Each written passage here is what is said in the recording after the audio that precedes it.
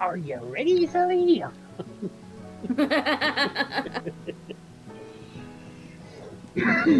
I'm ready.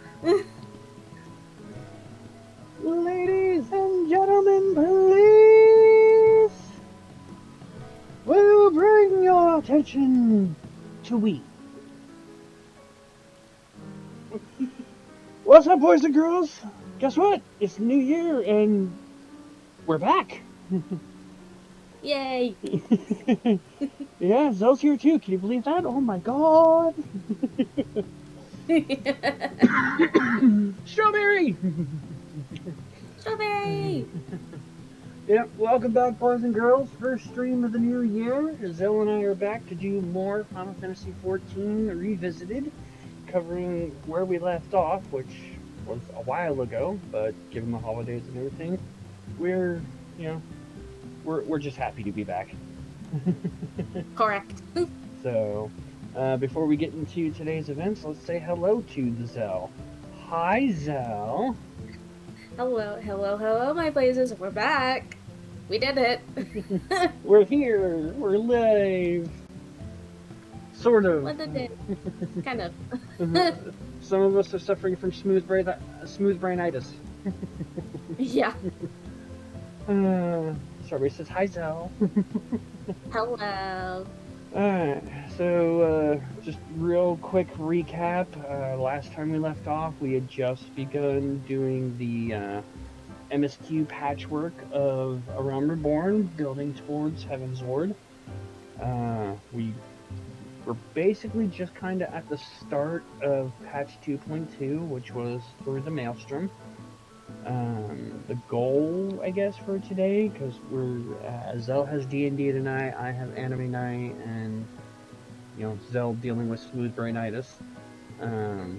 Would like some just kind of downtime before our D&D, so we're gonna kind of keep this at about 2-ish hours. We're basically gonna wrap up around 6 our time, and hopefully we're gonna get through the rest of this patch plus the next patch. That's the hope, because that should also, I think that should also wrap up the current part we are on for New Game Plus. So I can also, this will allow me to do a couple of other things for when Zel's not wanting to stream, when she's not feeling up for it, because mental health is very important, and we need to make sure that she has the time and opportunities to take care of it when it happens.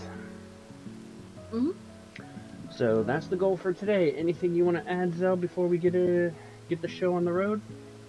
Mm-mm. You covered all of it, so. All right. And so I got the screens switched over, and it's the first stream where I actually get to show off my glams. I actually put in a little effort here in creating some glams for my characters. A lot of it with Zel's help. So again, the rules are Zel is kind of trying to recreate her experience when she first started playing ARR, so she pretty much played a summoner all the way up until she got to level 50, and she's res-maging the rest of the way. Me, I'm only using classes that were available in A Realm Reborn. So, alright, so let's go ahead and invite Zel to party here. The Noctiluna. And Yep. just because I know for a fact I can do it down here without any serious repercussion, I'm going to go down here and re-trigger New Game Plus.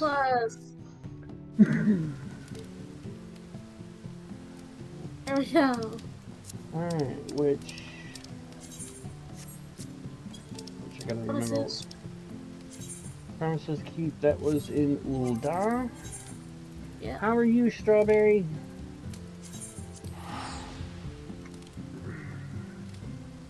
What a thing to wake up to, one of my friends streaming. I tried to stop into your Genshin stream, but it just seemed like it would never stop buffering. So I never got a chance to actually poke my head in and really say hi. So, hi Strawberry, I hope you had a happy new year, and I hope you had a very Merry Christmas.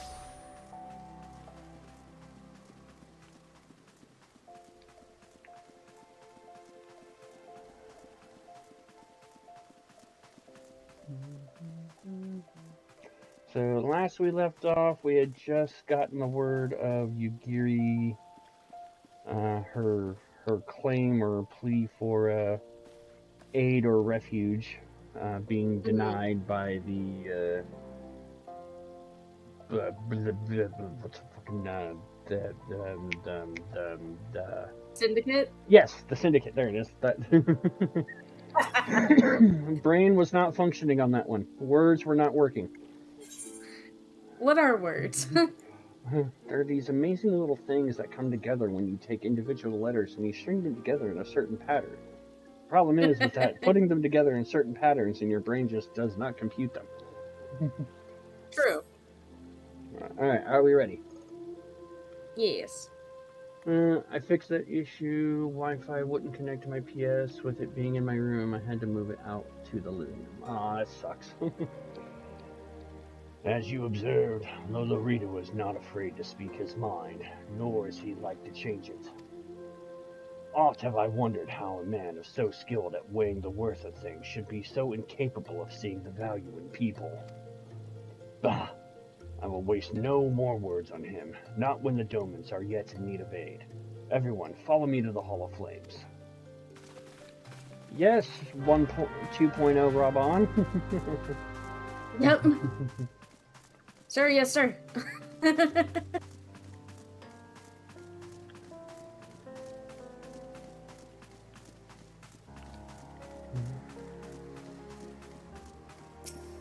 Back to Aetherite Plaza. Whee!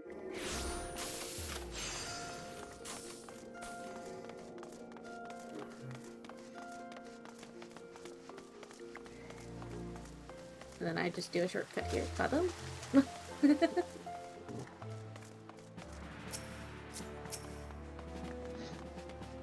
But I do need to get ready for work, so I'll be lurking. Be a lurking goblin. That's fine, Strawberry. Have a good lurk, Strawberry. And have a good day at work, too. Yes. The Syndicate has spoken, and I see no point in moving that the matter be considered. The Monoterrors have made their position clear. Agreed. Ulda is not an option. Nor are Limsa, Laminsa, or Gridania, I judge, given the state of their internal affairs. Which leaves our Doman friends confined to a ship. Gods, the thought of them huddled in the airless hold with no hope of better treatment.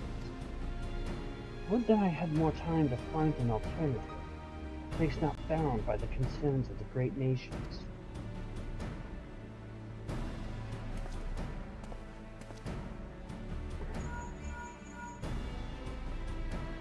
Infilia, that is precisely what I wish to discuss. Uh-oh, Alphino's doing diplomatic stuff. I understand the Syndicate's decision, I do. We all wish to preserve that which is ours, especially when we believe it to be under siege. But I cannot meekly accept this judgment, not allow my people suffer. Would it be out of the question for the Sultanate to accept us for a limited time? A week, mayhap or even just a few days.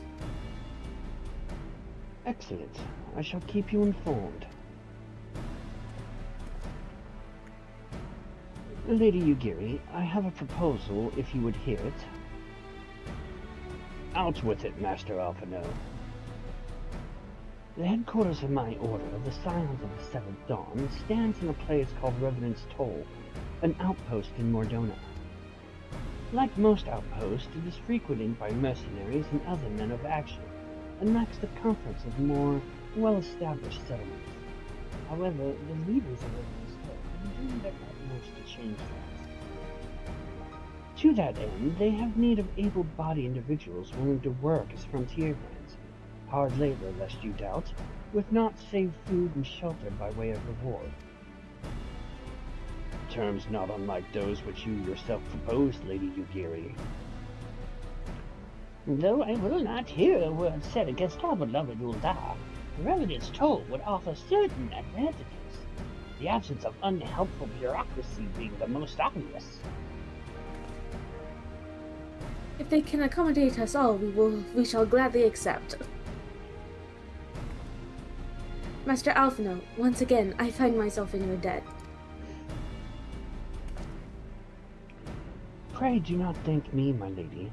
The life your people go to is one of hard labor and few comforts, as I told you.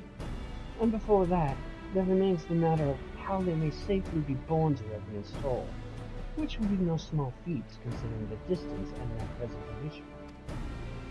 Mayhap the Uldar Adventurers Guild can be of assistance. Look for me there anon, Strife and Nocta.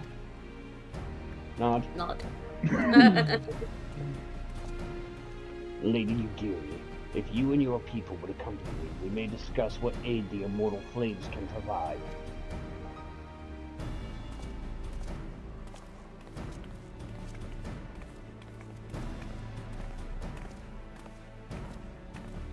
That little goblin says strawberry.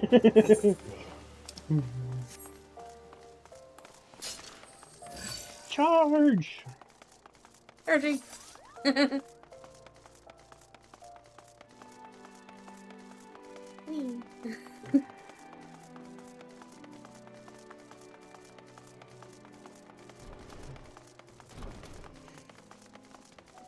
Hey, Alphino.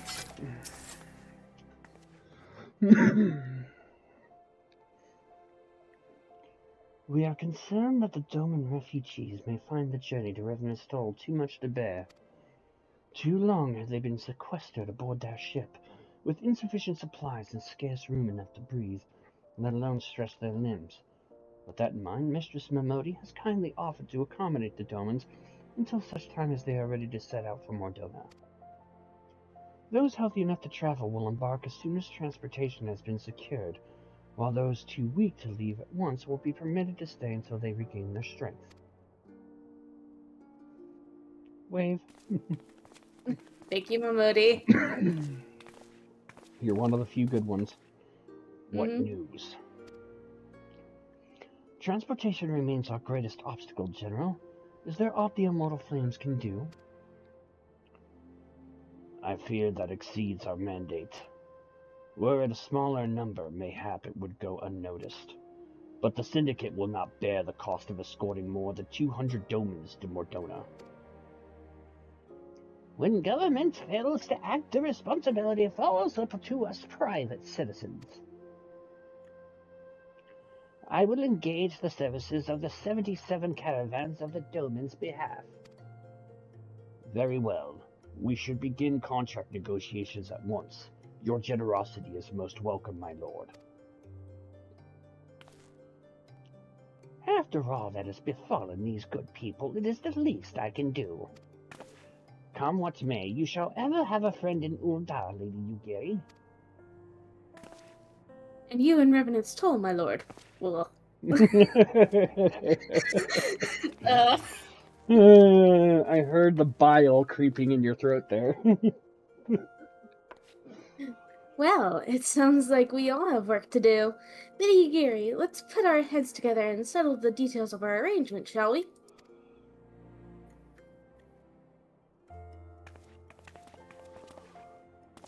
I would entrust the task of escorting our Doman friends to you, after you have rested your own road-weary legs, of course. What say you? Nod. Expeditiously nod! Alright, so then we move down to Le Monk. Monkey.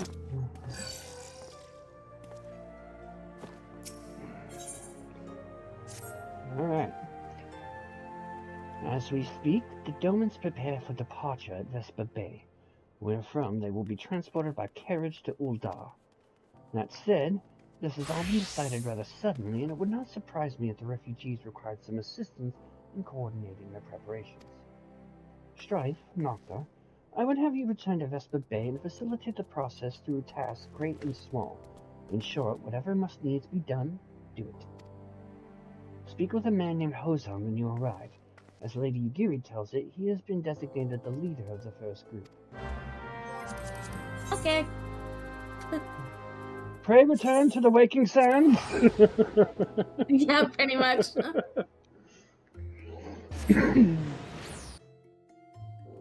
Alrighty, let's see what I get for random note roulette. Griffin!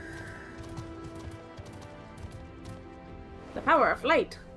I got mommy mouth.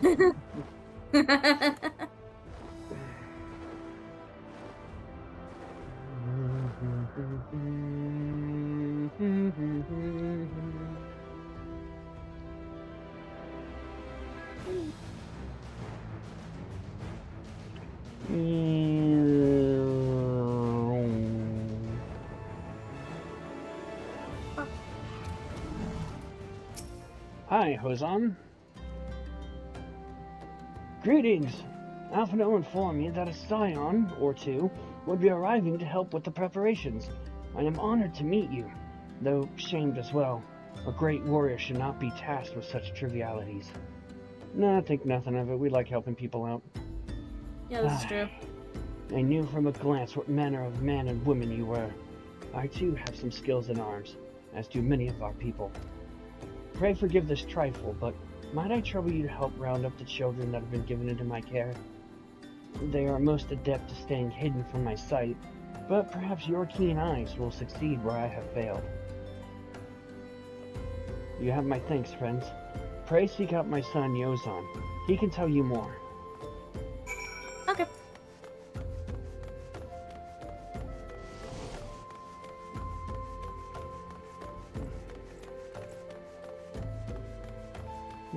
Hey! I love this kid. Oh, hello there. I'm Yozan, son of Hozan. Will you be coming with us to Ula? I hear we're traveling by horse or drawn carriage. But don't you think they're queer? Giant birds that people ride like horses? I still want to try riding one, but... What's that? You're looking for the others? Don't worry, I already told them to get ready for the carriages. I'll need your help, though. We were just finishing a game of hide and seek. 3 players are still in hiding, and since Lady Ugiri told us to take it really seriously, they won't move until they're found.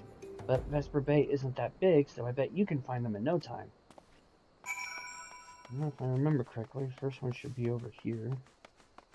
Yeah. Back here. Hey, you're not Yozan. Who are you? I'm Kohari. Noctiluna. Strife Eclipse. I didn't know anyone else was... Wait a minute. You're not one of those, stallions, aren't you? No, scions. Scions. Then you must know Lady Ugiri, right? Isn't she great? She's really good at hide and seek, too. Oh, right. It's almost time to go. Nice meeting you, Noctiluna and Strife Eclipse. Cute. I forgot how cute this is. Well, at least they're nice. Yeah. They're so well-mannered. You could be this child. Are you playing? No fair! Yozan didn't say anything about adults. Huh? We get to ride a horse-bird carriage. I don't know. It sounds scary. But if Yozan says it's safe, I'll go. And then the last one should be Right up there. the stairs. You know, look for the giant quest marker on their head. Yeah. How'd you find me? I guess I need to practice more. Or maybe you're just good at this. I mean, the Garleans didn't find me. Wait! Yay, a fall that didn't hurt us. Yeah, I know, right?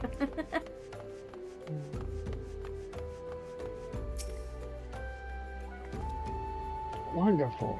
All the children are accounted for. Hide and seek. Ah, I see that you are curious. It's quite simple, really. Lady Ugiri thought it best that the children know what to do in case the Garleans found us. I should hope that those days are behind us, but I nevertheless take comfort in knowing that we are prepared. The ninja! Ninja. That's not my line for ninja, how dare you. Yep. This isn't considered a sanctuary. Why? Hold on, let me fix that. Let me fix that real quick. Hold on. I shall wait. This technically doesn't count as a sanctuary, but it does. There we go.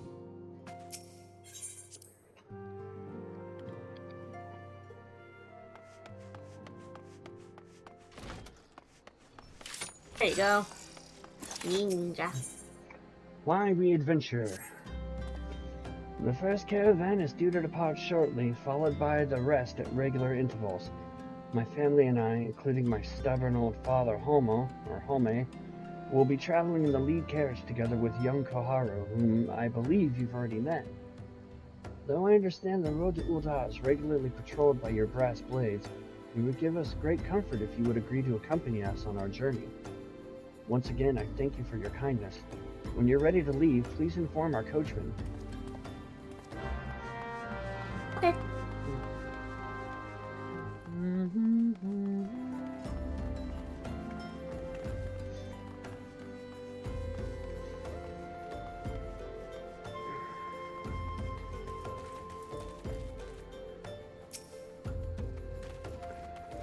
Eager to be off, are you? Well, I was meaning to have a word with you about that. Runner from the Blade says we might have a problem. A fierce-looking beastie's been sighted south of the bridge to Hammerlea.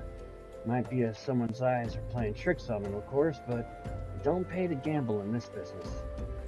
Now, I know you can handle yourself in a fight, but this lot's here's another story. So I was thinking you might go on ahead and have a quick look around. Make sure the area's safe, like. And if you come across anything dangerous, you know what to do. When you're satisfied the way's clear, meet us outside Horizon. The Blades tell me the road's there's safe, so I reckon we can make it that far on our own. Assuming the self-same bastards don't try to rob us, that is.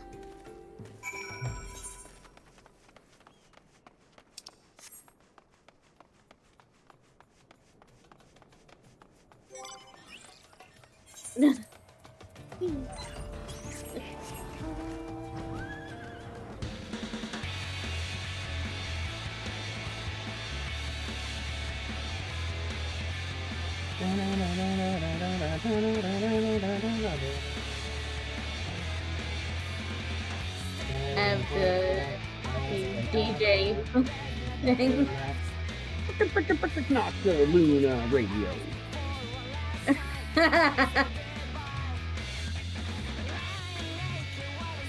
And since I'm landing, I need to do the thing. And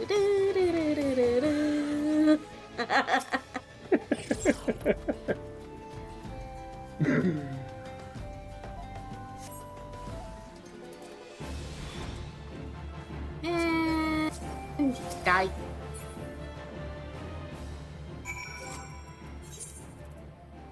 Well, that was easy.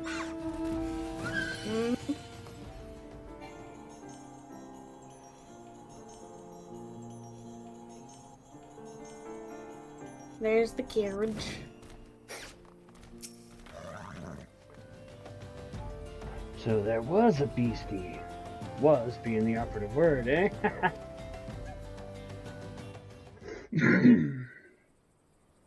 Yay, we get to play Q&A with the kids. Yep. Well fought, sir, well fought. If only I were in better health.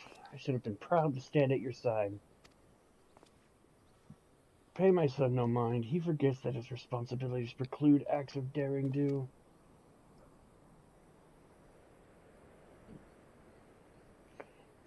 Be that as it may, I cannot help but envy you. Had we been able to call upon heroes of your strength at Skullendoma, things would have been very different. But we cannot change the past. Those who fought and fell are forever lost to us. Lost but not forgotten. Lady Ugari's kinsmen least of all. They fought fiercest, though they knew full well it was in vain. She had every right to walk away, yet she chose to stay. Food, shelter, the promise of a better life. All this and more we owe to her.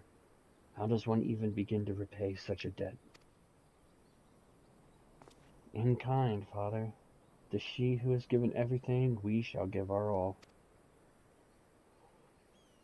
Whatever work there is to be done, we shall do without question. Ditch digging, bricklaying, it matters not. Revenant's toe will grow and prosper by our hands. Nod. And you're gonna hit. Bye, Grandpa. Hi, Grandpa. We just like, huh? Hey, Mr. Strife, Madam Nocta, Koharu and I want to know why you became an adventurer. Hmm.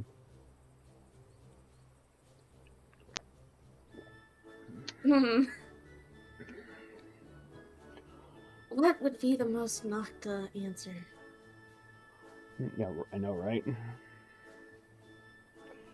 I mean, for Strife, it would definitely be to gain power.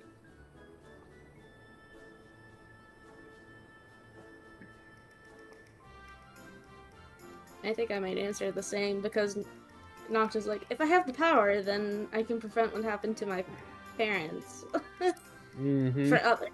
So,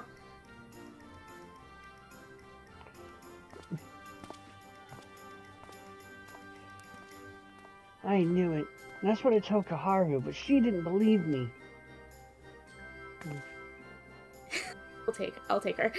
It's my turn now. Excuse me, Mr. Strife, Miss Nocta. I've got a question. What's Remnant's Toll like? Is it pretty? It's a bustling outpost frequented by countless adventurers. It's a bastion of civilization in harsh and unforgiving wilderness. It is the home of the Science of the Seventh Dawn, and it is a stone's throw from an Imperial castle. I don't know if I want to give the kid PTSD, so I think I'd avoid the Imperial Castrum. Yeah, I know. That's what I was thinking. I'm like, let's not do that one. I know, option 1 and 2 seems like the most reasonable answer that Strife would probably give. I want to do the first one. I'll do the second one.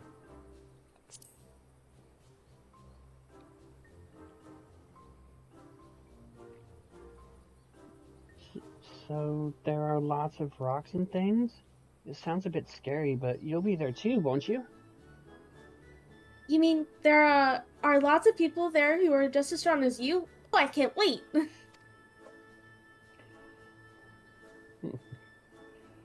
And now, Koharu, it's my turn again. Mr. Strife, Miss Nocta, when I'm older, I want to be strong like you. What do I have to do? Push-ups, sit-ups, and plenty of juice. Yep. Oh god, don't send them to Rowena. That's a good way to get them fucking broke. Yep. I probably, just because of the whole push-ups, sit-ups, and plenty of juice, I feel like train every day.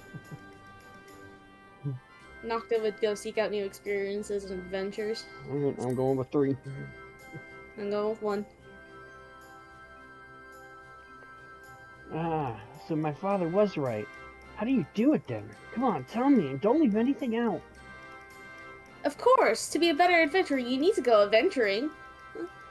Strawberry says I have a character that would answer the castrum. That character is a menace. Oh no!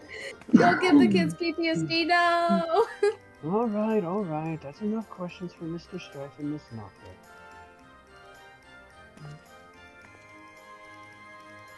That's not fair! Why does Yulzon get to ask 2 questions? I want to know about adventuring just as much as he does! Just one more, please. Do you think I could be an adventurer like you one day? Yep. Nod. Nod. Really? Then I will. Thanks for the advice, Mr. Strife, Miss Nocta. I won't forget it. I'm going to be an adventurer too! When we get the Revenant's Toll, let's make an adventurers guild for Domans. We'll protect our friends and punish the wicked, just like Mr. Strife, Miss Nocta, and Lady Ugiri. Yeah, just like Mr. Strife, Miss Nocta, and Lady Ugiri. This is so cute. We could talk more about it in the carriage on the way.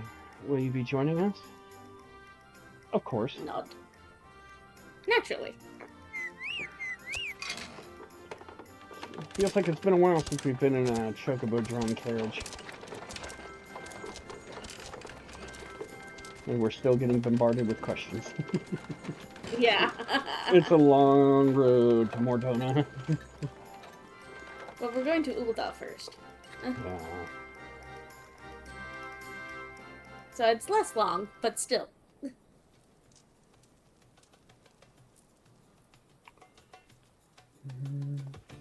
speak with Alphino at the quicksand.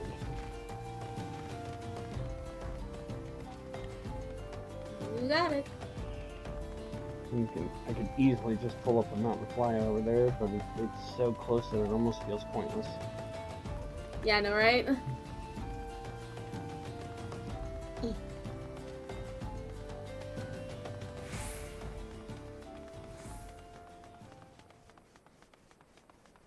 Into the city we must go.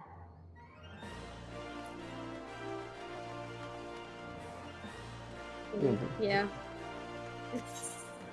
Aetherite shard. The mini-map kind of threw me off a little bit. Mm-hmm. It's just like, wait, which way? You right?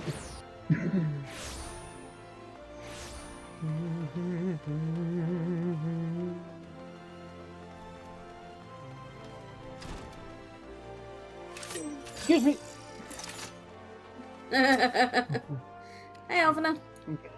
Ah, Strife, Nocta. I take it the first group has arrived. Excellent. Is there aught else? No, I have matters well in hand here. You and Lady Yugiri should travel to Revenant's Toll forthwith. Okay. Alright, if you say so. Paladin! Paladin. All due respect.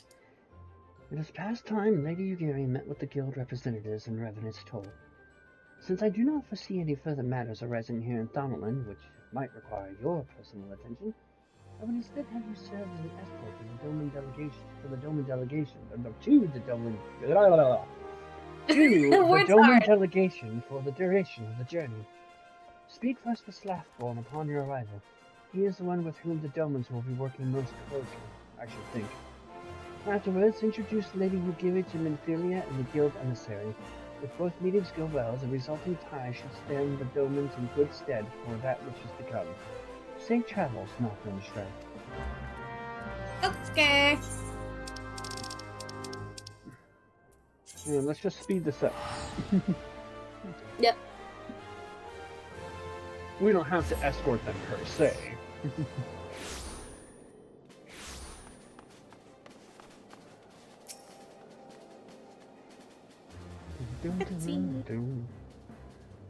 Hey, Slathborn, these are some Domans. Yugiri. And this must be the esteemed Lady Yugiri and her associates. I greet you all as friends and bid you welcome to the Toll.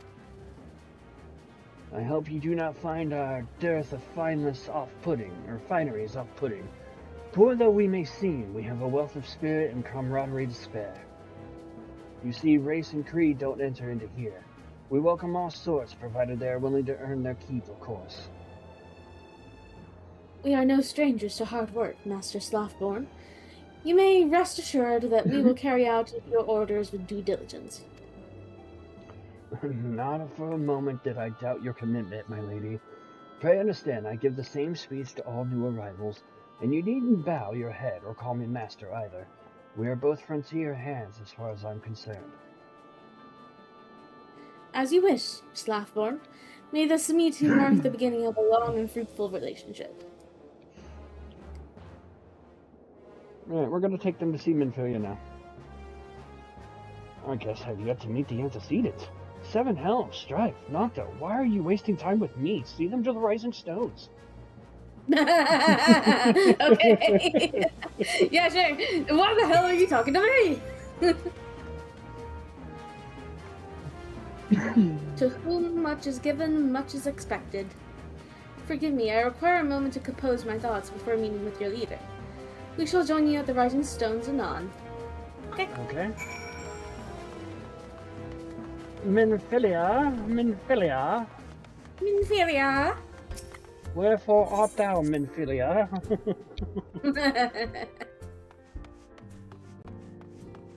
Ah, Poppy.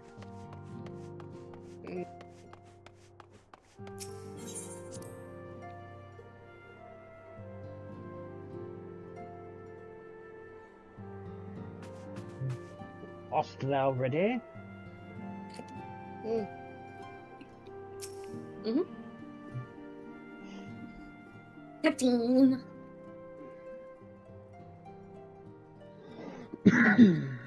There's no news. Huh? Everything okay? Our attempts to reach the students of Baldessian continue to meet with failure. Oriange has explored other avenues of inquiry, but they too have yielded naught. We will persevere, of course, yet with our hearts the truth is clear. We are but awaiting confirmation of that which we already know. How fare the Domans? I am given to understand you were kept quite busy in Vesper Bay. Mayhap you question the wisdom of aiding refugees when the primal threat remains unsolved. Oh no, absolutely not. We don't mind at all. It's nice to deal with people and not monsters every once in a while. Yeah. I should not blame you if you did, nor would I deny that this matter falls outside our normal purview. Be that as it may, I could not ignore the plight of these refugees, not when it was within our power to help them. I get that. You don't gotta explain it to me, but... Lady Agiri is here. Please show her in. I should very much like to meet her.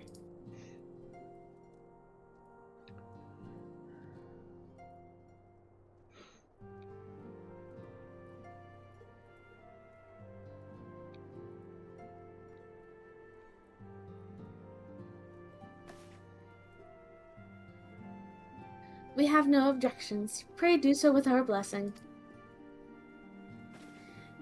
Your answer pleases me beyond words, my lady, but are you quite certain? We have no way of knowing how many might answer my summons. In the event that Revenant's soul could not accommodate us all, we would need to find an alternative solution. Should that come to pass, we will find it together.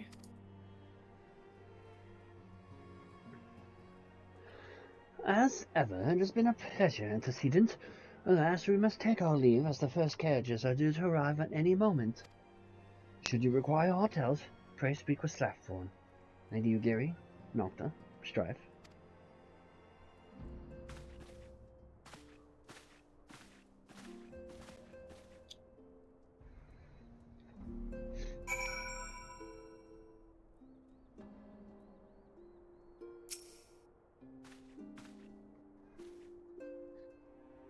Alrighty. Ready. Napoleon and I will make all the necessary preparations to ensure that our Doman friends feel at home upon their arrival. Though I must admit that I am still troubled about the matter of the missing crystals. Eustrella should be returning anon with a report from a field. Mayhap you could wait here and speak with her upon her arrival. Sure. I mean, the game doesn't really give you so much choice in that endeavor, but... Yeah, but thou must. But thou must. Mommy Stola.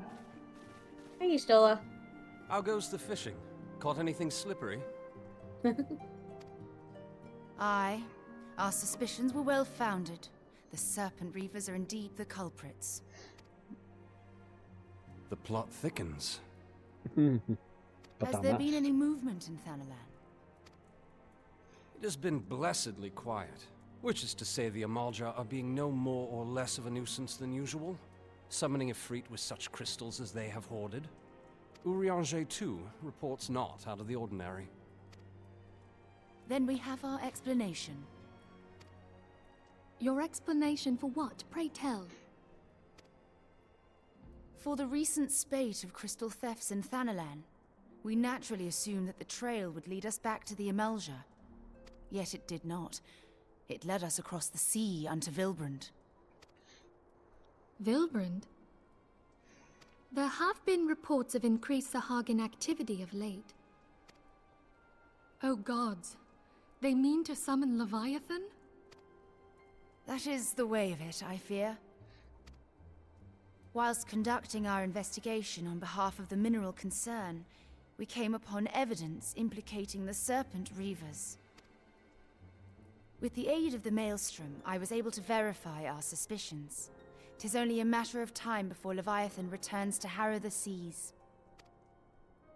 But there is more.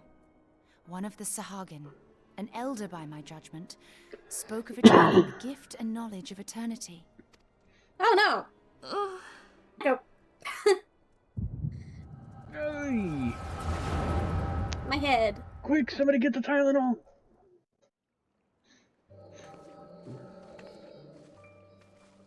Such a disturbance in the ether. If I did not know better, I should think this device defective.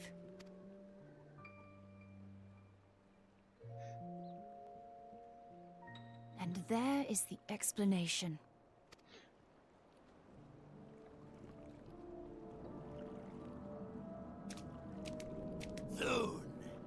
Soon it shall begin. Our Lord shall rise midst surging waves to wash away the finless ones. And I shall be granted the gift and knowledge of eternity, and with the emissary stand equal. Then shall I know no cessation, no oblivion. I want to know how you managed to see, 'cause I don't see eyes. Whence Yeah, I comes know. this promise of immortality? The emissary? We have outstayed our welcome.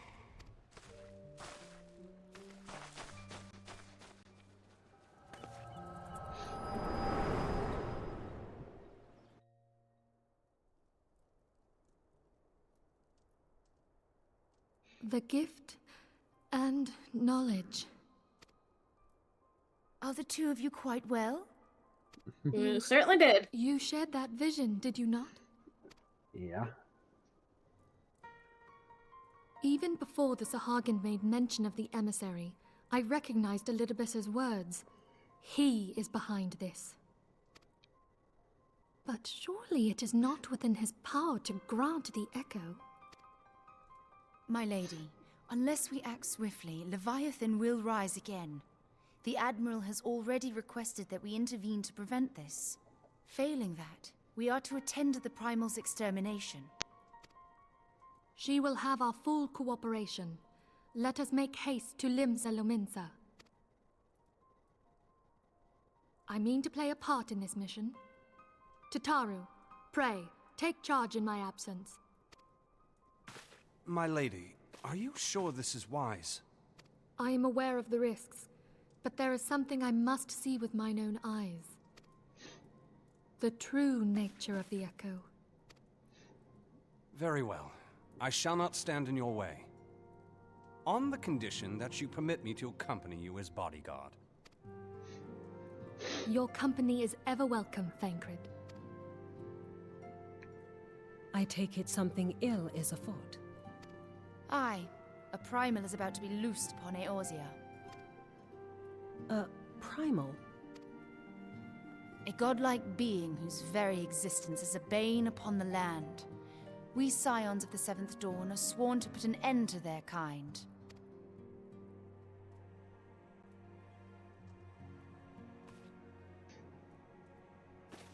I see. Know then that I am learned in the arts of war. In return for the kindness you have shown my people, I would lend you my blade. It would be most welcome. When contending with a Primal, one can never have too many able allies. If you crave a more intimate understanding of the problems facing Eorzea, this experience is like to provide it. Be sure to come well prepared. Complete. And come prepared she shall. Yep.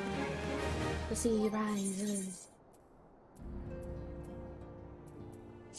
All the way down to Le Scala.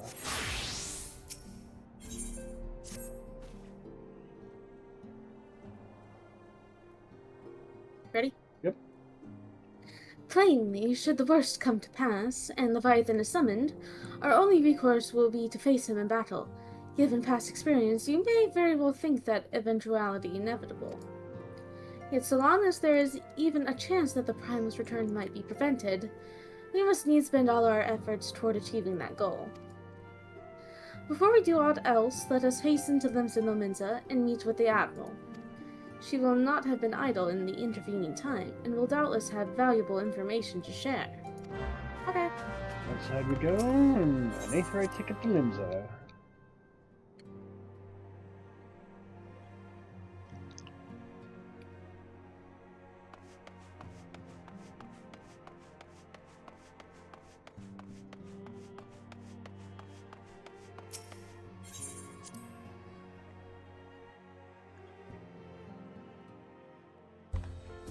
Strawberry says one of my favorite lines is coming up.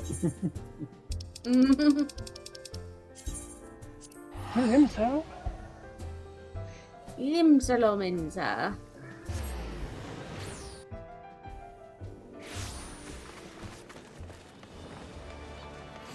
And then this away. Away from the crowds. Gotta get away from everybody.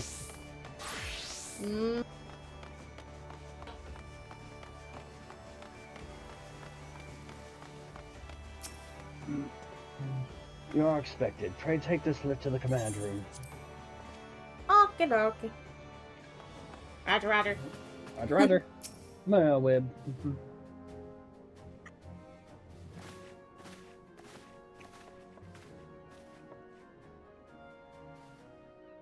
You want me to take her?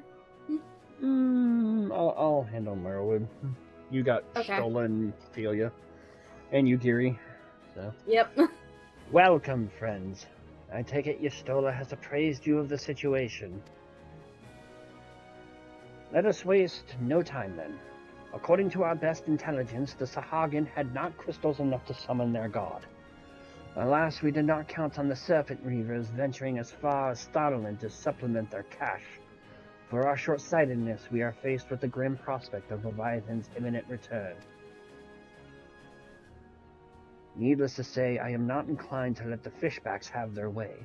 Even as we speak, the Maelstrom makes ready to launch a large-scale operation to thwart the summoning, and we would welcome the Scion's support in this endeavor. But if, gods forbid, our efforts should come to naught, I will need to trouble you for more than mere support, much as I did when Titan last walked these lands.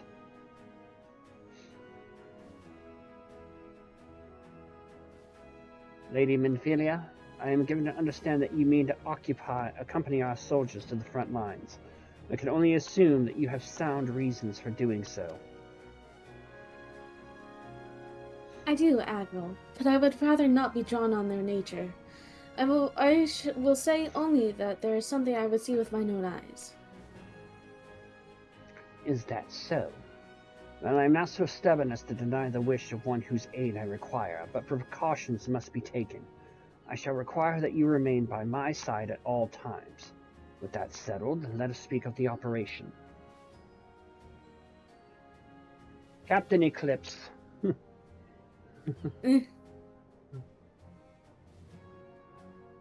don't know how she opens yours.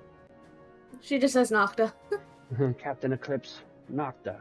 Our scouts are currently reconnoitering Sahagin movements within the Sapsa spawning grounds. Upon completing their mission, they will return to the operation staging point at Camp Skull Valley. I want you to make your way there forthwith, that you might be apprised of the latest intelligence. Commander Falkbrinder has charge of the garrison. Nod. Nod. Go back downstairs and teleport to Western Minosa. To Airport. Airport.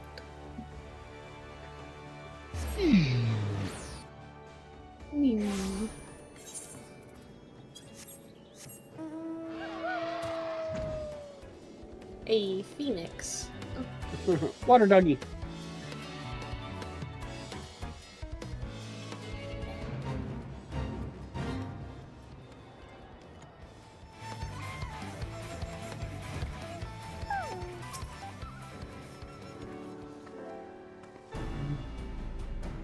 I've been Go ahead. I've been expecting you, Scions of the Seventh Dawn. On behalf of the men and women here, I thank you for your cooperation. The safety of our citizens is paramount. With your aid, we will prevent Leviathan's return. Complete. Stamina! Scouts in distress.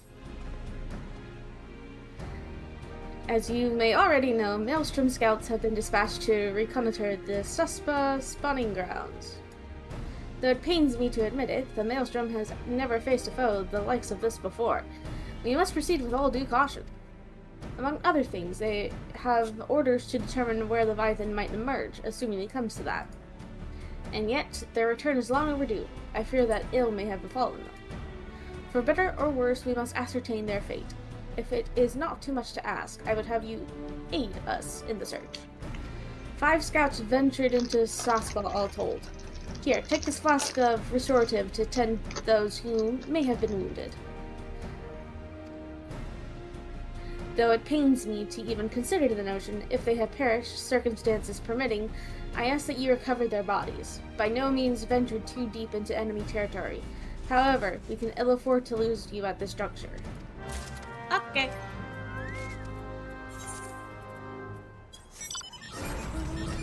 Hey. I get to listen to Titan Eden music. Do you want to go find a body?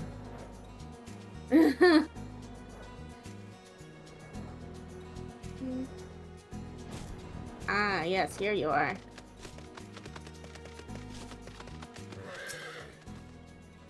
Help somebody of all the times to forget the restorative.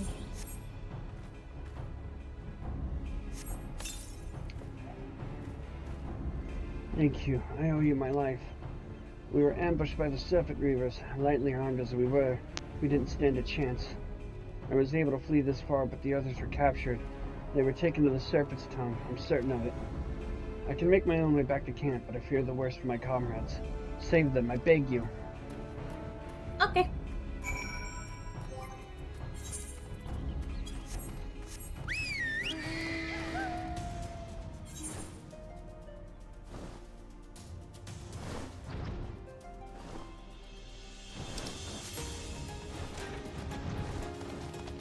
Hey, Dark Helmet.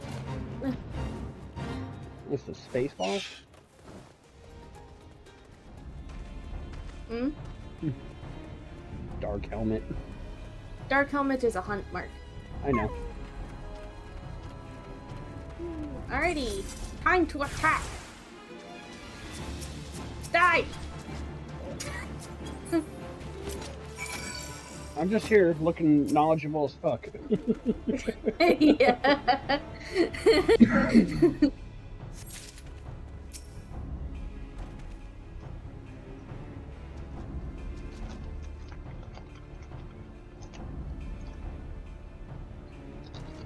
There we go.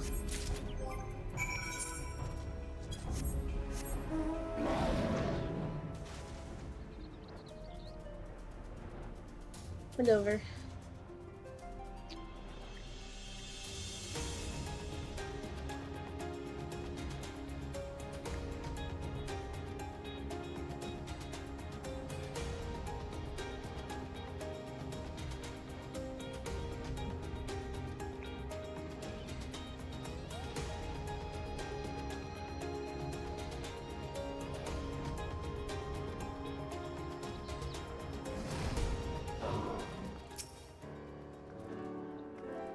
Ready? Mm-hmm. You've returned. Thank the Navigator. When I learned that you went to the Serpent's Tongue by yourself, I feared you would meet an untimely demise. But tell me, what became of the others? You ain't gotta like it here. Dear gods. These wounds were not intended to kill, but to torture and maim. Does their savagery know no bounds? Enemies or no, they go too far. I dread to think what may have become of the two who remain unaccounted for. I pray that they haven't suffered the same evil fate. At the very least, one of my men came back alive, and for that I owe you my thanks. The price we paid was dear, but we have the intelligence we need. Even as we speak, the Admiral finalizes the details of the operation. The war horns will sound at any moment now. Be ready to sally forth when they do. Okay.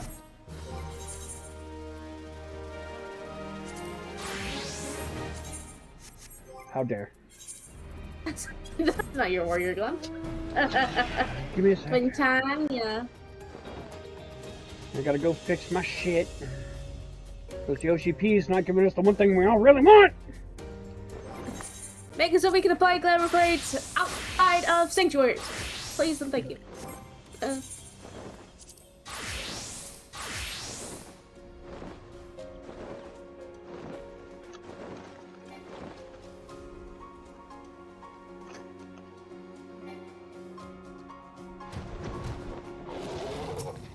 There you go.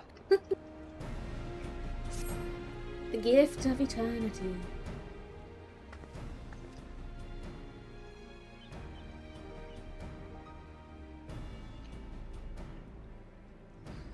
Thrice damned fishback bastards! I'll kill them slowly and then chase their rotten souls through all 7 hells.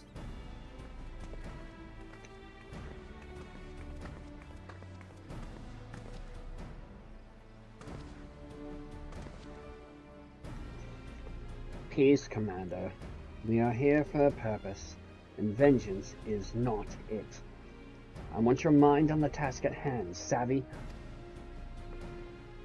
My apologies, Admiral. You count on me to keep a clear head. Good. According to our sole surviving scout, the Sahagin and their thralls have already begun to amass at the Aetherite in the depths of Sapsa.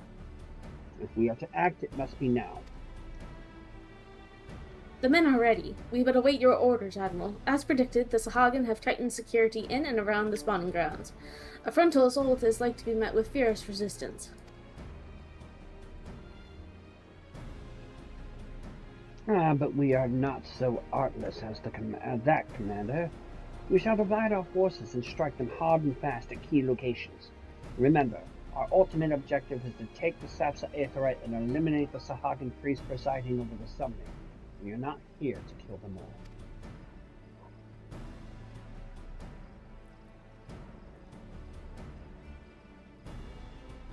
The Maelstrom shall engage and distract the Sahagin's legion of drowned pirates at Serpent's Tongue.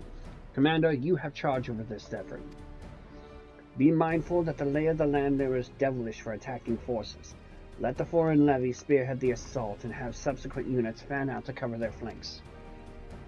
At the self-same moment, a divisionary squadron formed of galleons from the Crimson Fleet shall harry the enemy from offshore. And likewise, we Scions shall form smaller units in the hopes of confusing the Sahagin defense effort. Don't you start with me, Strawberry. I mean, he's letting us have summoner glam on our Dragoons, so he's slowly giving us what we want. I mean... You're not wrong, but damn it. You're not...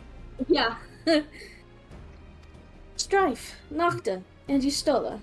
The 3 of you are to make your way to the site of the summoning ritual. The Admiral's diversion should serve to thin the enemy's defenses, rendering your path less perilous. A small party, I believe, should be able to win through without drawing unwarranted attention. Nod. Thancred and Yugiri, your mission is to lure as many Sahagin as possible out of the spawning grounds. Having done so, take to your heels and circle around to join the infiltration unit of Y'shtola, Strife, and Nocta.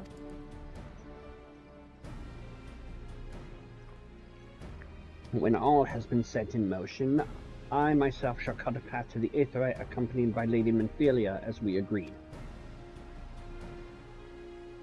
Well, don't let me keep you, friends. To battle! To battle! When last did we fight side by side, Strife and Nocta? Too long ago, I warned. But come, let us away. I will start. I can't play still.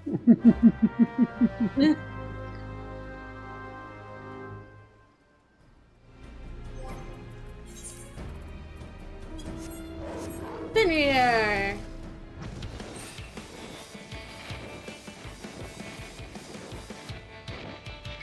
Big fat tacos, oh big fat tacos, oh big fat tacos, so big. Kind of wish this mount used the Snowcloak music, but it doesn't. Hey, Stella.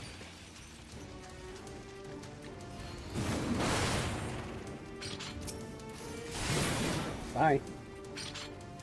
Bye, bitch. They're just like, nope, not dealing with that today. Like, I got better things to do.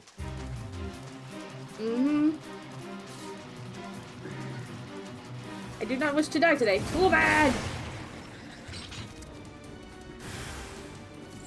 There's more of them. Too bad! Die!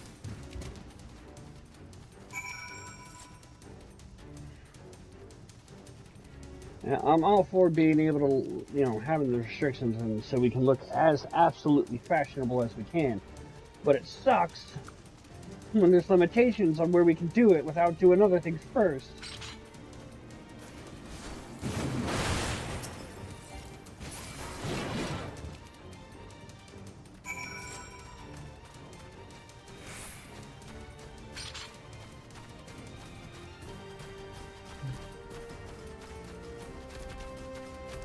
Oh no, Stola is down. You still are no. Quickly.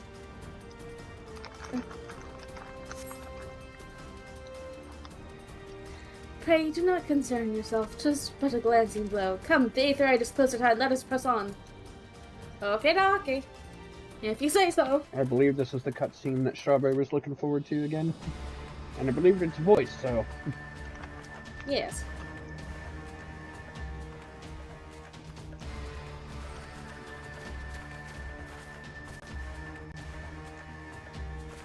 Let's get it.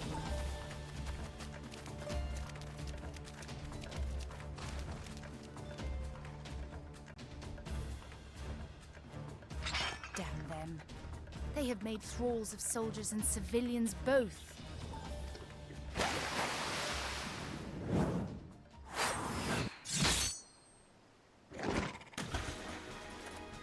Sacred! Did I miss much? Did I miss much? Get him, you gibby!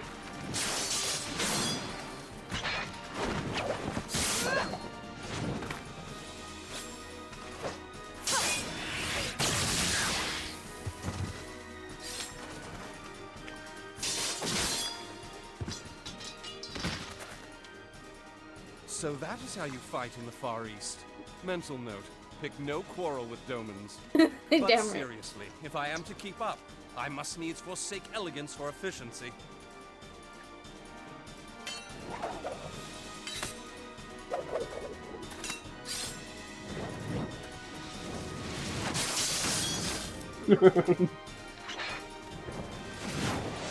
Whee! Get him!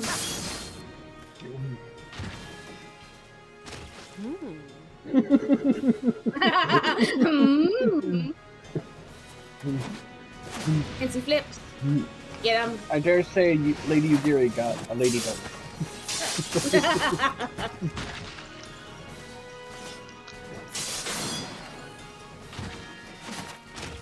To the Aetherite!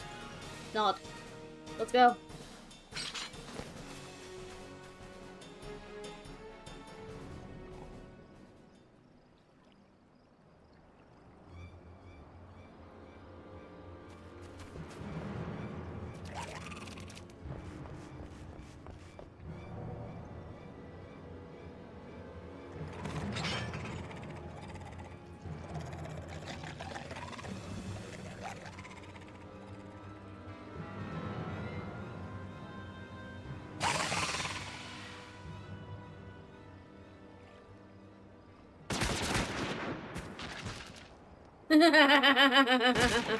Good shot, Admiral.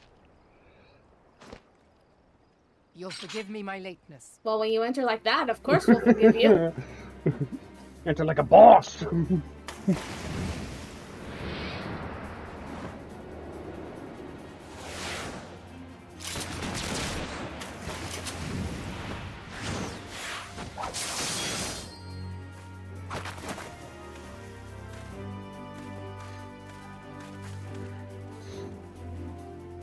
I've been something of a liability of late, I know. 'Tis high time I set about making amends.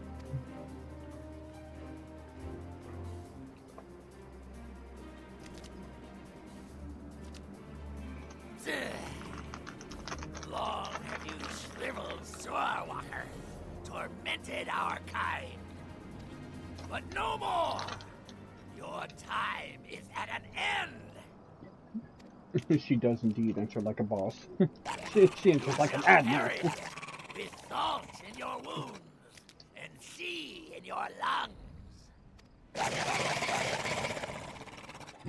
You speak like you have like a lisp. Hearken to our plea. Lord of the world, deliver us from our misery. Do you feel that?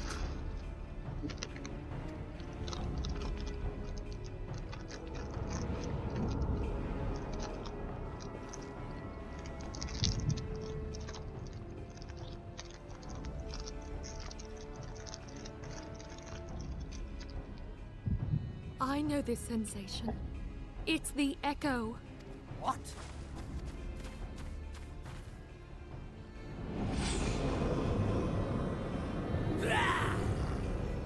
Such power!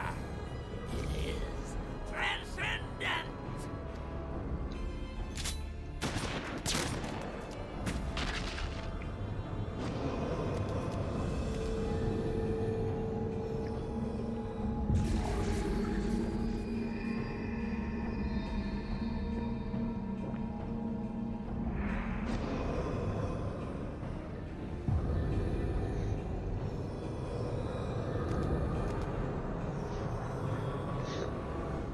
Seven hells. Strike me down if you will. It is futile! I have mastered the gift. I am eternal!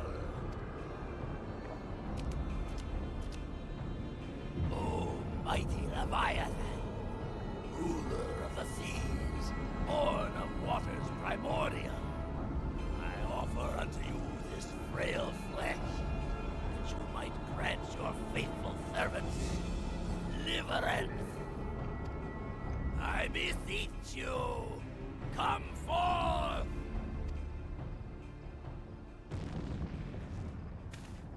Die, damn you!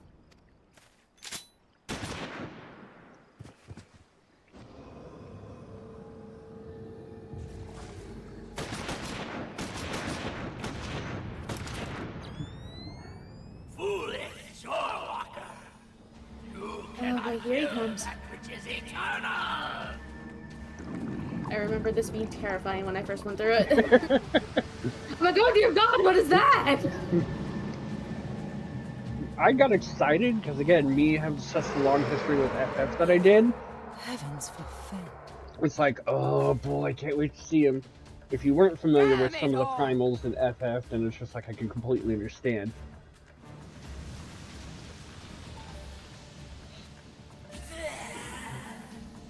My being ebbs away. It should by right be infinite. Am I not immortal? Curse you, emissary! You promised me. Yeah, coming from someone who has very little Final Fantasy experience, the most I saw before playing 14 was like playthroughs of 15. Mm-hmm. So I did not have the context of, oh yeah, this is a fight.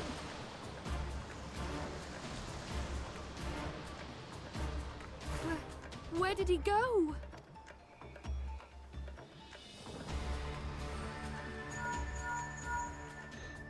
What say you? Nary a single ship? Hells take that sea demon. Gather the survivors and get to shore.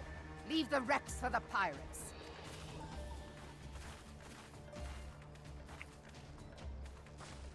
Leviathan wastes no time. The diversionary squadron is lost. For a mercy, 'twould seem the Primal now makes for open sea. But why does he not press his advantage? Unless... God save us. He means to unleash a tidal wave.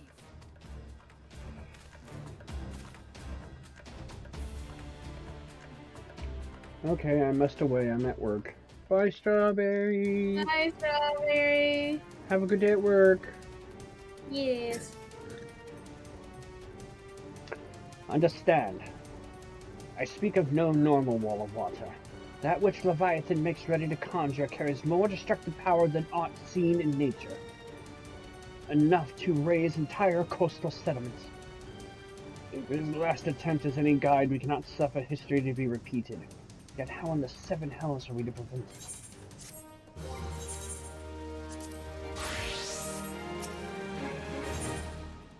White mage. In heart of the world.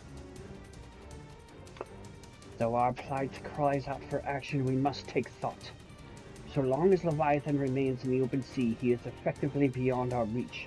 Our fleet is second to none, of that you may be sure, but Limlane herself would struggle to best the Lord of Will in his element.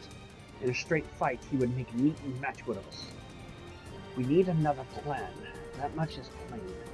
Let us return to Limsa and see if we cannot think of one. I shall await you in the command room. Alrighty. I wish Rain were here because that whole thing with the Sahagin priest puts me in mind of something that we have planned for the Stellaris roleplay, where by right, the only way to actually kill the leader is to just commit a fucking genocide. Interesting. Because of cybernetics, and the memories get backed up and everything, so it's just like... Yep, we are expected. That's just playing. Whee! Hi, Marwood. There used Is to it be a voiced? hamlet beyond South Tidegate in western Lanosha. Halfstone it was called. Some years prior to the Maelstrom's founding, Leviathan rose from the briny depths and set about unleashing watery hell upon us. On that occasion, the Company of Heroes put him down before he could do too much damage. But when the bastard came next, this time in the wake of the calamity, we were not so fortunate. Weary of ravaging our shoreline, he summoned a tidal wave which fair leveled Halfstone and washed the soil away for good measure. The area was subsequently occupied by the Sahagin. Aye, the thrice-damned creatures transformed it into a spawning ground for their brood. Given the quantity of crystal stolen to feed him and his legion of thralls, we can be fairly sure that Leviathan is stronger now than in his previous incarnations. If that sea demon is left to wreak havoc, what befell Halfstone may well befall a larger settlement, even Limsa. That cannot happen. The primal must be stopped. That was ever our objective, Admiral. But how are we to achieve it? The sea is Leviathan's uncontested domain.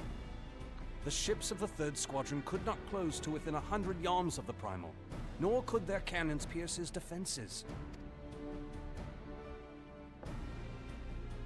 I have read the reports, Master Thancred. Our warships may as well have been bloody pleasure barges for all the good they did. 7 hells! Is there no way that we might strike back? The Company of Heroes defeated Leviathan, having first lured him into an inlet, but we must needs contend with him upon the open sea. It will avail us little to consult past experience.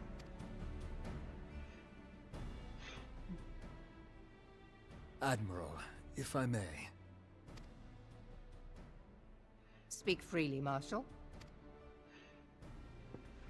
By all accounts, Leviathan's most formidable weapon is the very sea itself. Waves and whirlpools, tides and currents, all these things are his to command. The key to victory, I believe, lies in disarming our foe. This, in effect, is what the Company of Heroes achieved with their ruse. We cannot lure Leviathan from the sea a second time. But what if we could weaken his hold upon the element of water? I have heard of devices capable of such wonders. They draw upon the power of corrupted crystals, I am told. If mounted upon a ship, such a device might be used to prevent Leviathan from bringing the full force of the sea to bear against us, rendering him no more dangerous than any other sea serpent. Of course! Sid built a similar device to grant the Enterprise safe passage through Garuda's Tempest, did he not? Begging your pardon, my lady, but to give credit where it's due, this is something I heard from an old arcanist friend of mine. It makes little difference who thought of it first, so long as it works. Beg the specifications of this device from your friend, and I shall pass them on to our people at Naldic and Vermelis. But before we proceed any further, I would voice one concern. Piercing Garuda's defenses is one thing. Suppressing Leviathan's attacks, quite another. In matters of science, I am as a babbling babe, but I cannot well imagine that such a feat would be possible without a veritable mountain of corrupted crystals. The question being, do we have a ship big enough to bear such a burden? Mayhap not, Admiral, but two might. Recall you the tale of Mistbeard's greatest haul? It is said that he lashed two ships together, side by side, the better to bear his plunder. By your leave, we might attempt to repeat the trick. The gods know it would be quicker than building a new vessel. Mistbeard did this. Truly, Marshal, upon the subject of the Pirate King, you are as a scholar.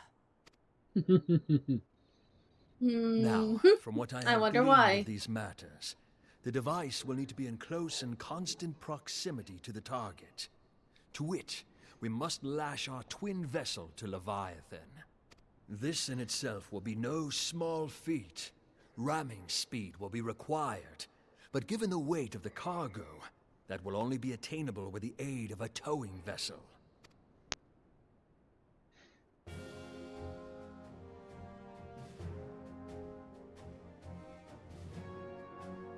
Suffice it to say, the task of piloting said vessel will entail considerable danger, and I would not ask it of another.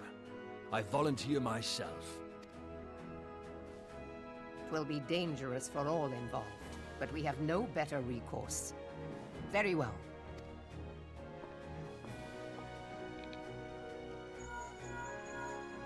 Commodore, assemble the remnants of the fleet at Morabee Bay. Give priority to our soundest vessels. The repairs can wait.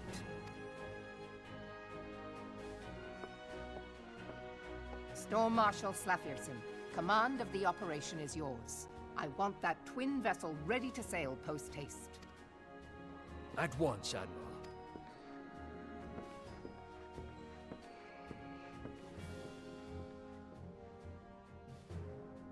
And then there is the small matter of slaying the beast. The fate of Limsa Lominsa rests upon your shoulders once again.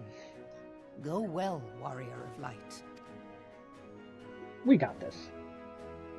Oh yeah, we got this.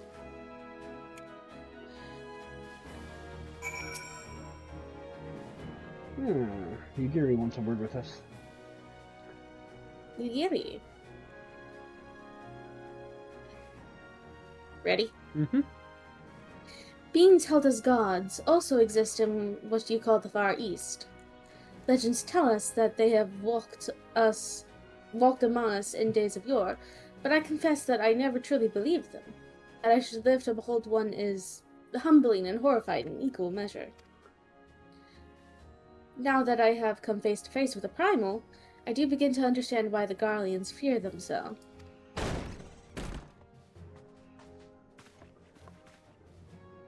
What is it? A message, Admiral. I trust it best to be delivered at once. I am listening. According to the Yellow Jackets, a man has appeared who claims to have defeated Leviathan. Oh, I know who it is. One of the company of heroes. The details are yet hazy, Admiral. We have dispatched one of our own to question the individual. I am disinclined to put any store by this claim, and even should it be true, it is as Ystola said, an unsaved company of heroes have bested Leviathan, and we know how they went about it. If this man is of their number, what could he tell us that we do not know already? And yet, having wagered Limsa's survival on 2 ships, some rope, and a pile of crystals, can we afford to ignore this man? If his testimony can yield us any manner of advantage, should we not hear it? Damn it all! The twin vessel will soon be ready. We have no time to wait for the Maelstrom's report on this supposed Primal Slayer's claims. Strife, Nocta, seek him out and learn what he knows. At the very least, it will spare you the torment of waiting for the reckoning of idleness. Sure. The man you are looking for is believed to be a resident of the Grey Fleet in Lower Lenosha. The Storm Private sent to question him should already be in the vicinity. May your journey prove fruitful.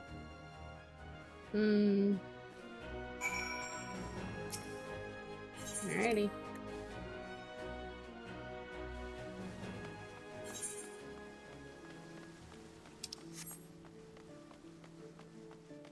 Lower Lenosha, I believe.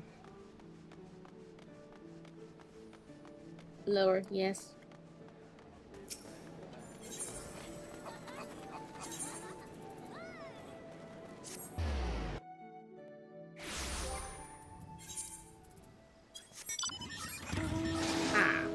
Motorcycle. Street Shark.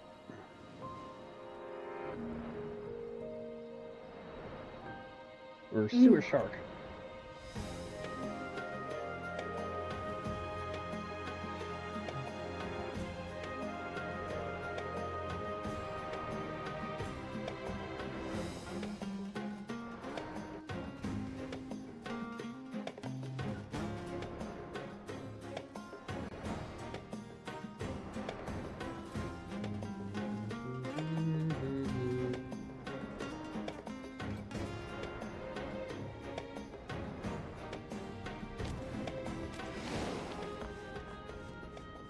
Yep, called it. Now look here, you.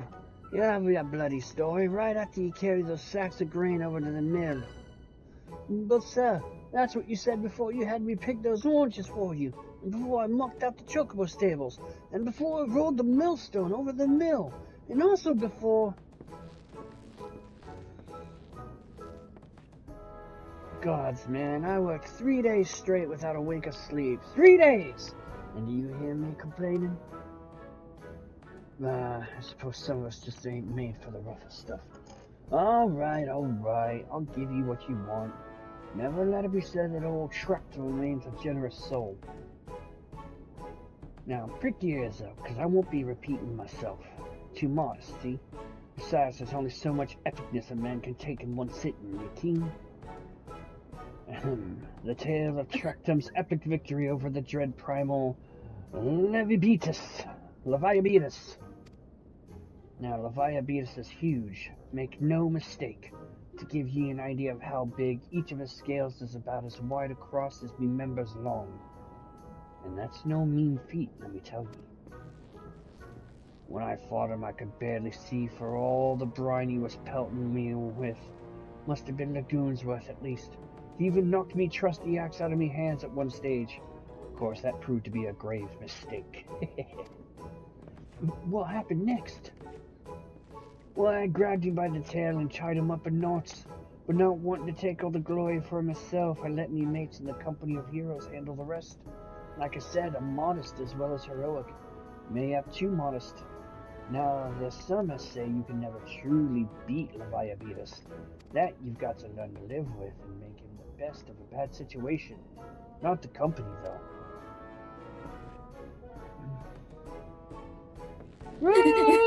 It's you! I'm sorry, I didn't mean it. I was just enjoying the attention, that's all. I take back everything I said. I was never part of the company heroes. I'm no marauder. I'm actually a complete coward. I'm nothing. I'm chocobo dung. No, I'm the maggots you find wriggling in chocobo dung. I have to lie to women to tumble women. That don't happen much. Me members tiny. It's pathetic. You're welcome, kid. I sure as hell didn't fight Leviathan, but I have seen him with me own eyes. 'Twas a fair few years back when I was working as a baker's hand. I was shirking me duties one day, loitering about the harbor, when I saw it. A great big, massive sea serpent some miles off the coast, with a fleet of galleons making straight for it, cannons firing. I was so bloody scared I soiled myself right there and then. What? Oh God, just remembering the day made me soil myself all over again. Oh, I did. Hey, wait, if you're here asking about Leviathan, it means you're planning to fight him, aren't you? Well, take care. He really is terrible. Dreadful, I tell you. If you're not careful, you'll end up in his gullet or at the bottom of the sea. Sure, bud. Oh, you worthless, lying whore, son.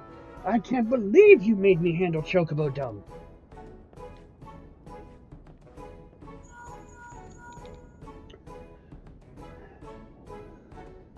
Nocta, Strife, this is Minfilia.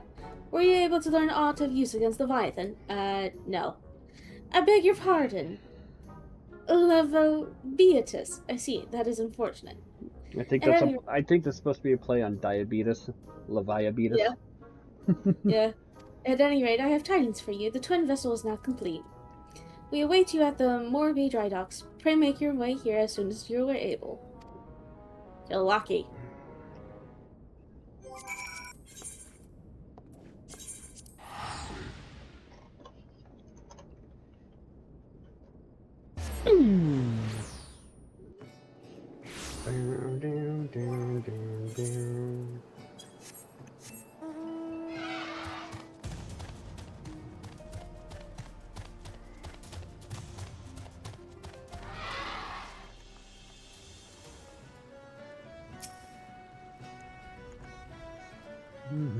Hello, sir. I told you your jaunt to Grey Fleet proved fruitless. My sympathies, lad and lass. I'll wager it served to take your mind off the events of recent days, though. But enough of that nonsense. The moment of truth is upon us. The twin vessel, the World Eater I call her, is complete, and she surpasses all my expectations. In addition to her prodigious tonnage, she has been fitted with a platform that you and yours might maneuver freely in battle. I would mention also that she is nigh unsinkable, but I'm not one to tempt fate. The World Leader and her crew stand ready, my friend. Just give the word and we shall bear you to Leviathan.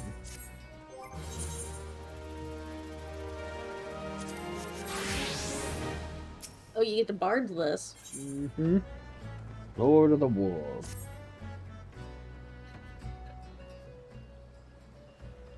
I know that look. You are ready. Having been constructing some haste, the World Leader may not be pretty, but I assure you she's capable. She has been fitted with what our friends at Nalvik and Vimelis are calling an elemental converter. Assuming the thing works, it will use the power of the corrupted crystals on board to rob Leviathan of his hold over water. Depending on how the battle unfolds, you may well need to activate the device manually. Keep that in mind.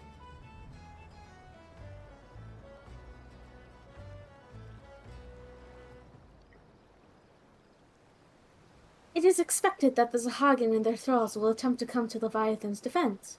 Accordingly, the Maelstrom will once again employ diversions. Thancred Y'shtola, I would have you assist in this effort.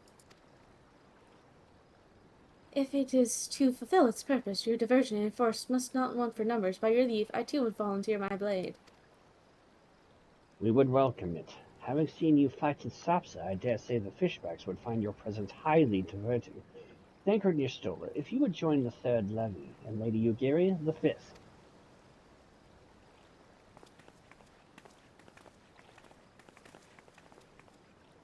But what words have I for the man and woman who have made sport of slaying gods? Only these. Go warily, for the sea is an unforgiving place to wage war. May the navigator guide you through the storm, warriors of light. I would echo the Admiral's sentiments and add a few words of mine own. Know that we all have the utmost faith in you, Strife and Nocta. May the crystal bless you and keep you. Nod. Nod. Quest accepted! Ba-ding. Leviathan, Leviathan. Leviathan, Leviathan. Alright, I know that the queue could potentially take a long time because it's old, but I do need to step away for a quick moment.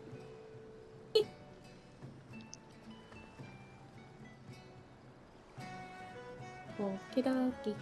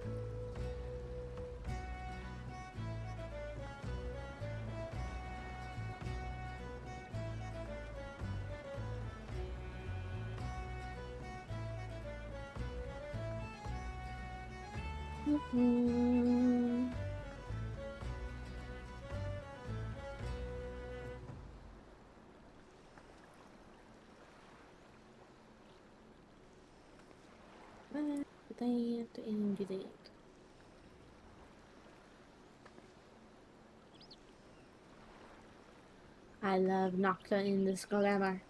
She is so pretty. Look at the details.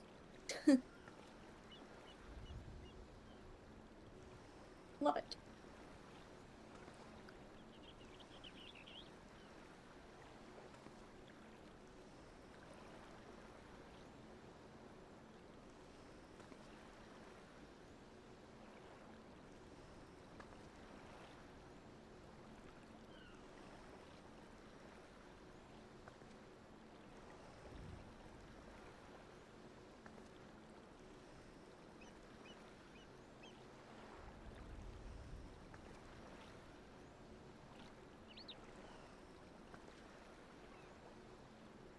Ba-da-da-da-da.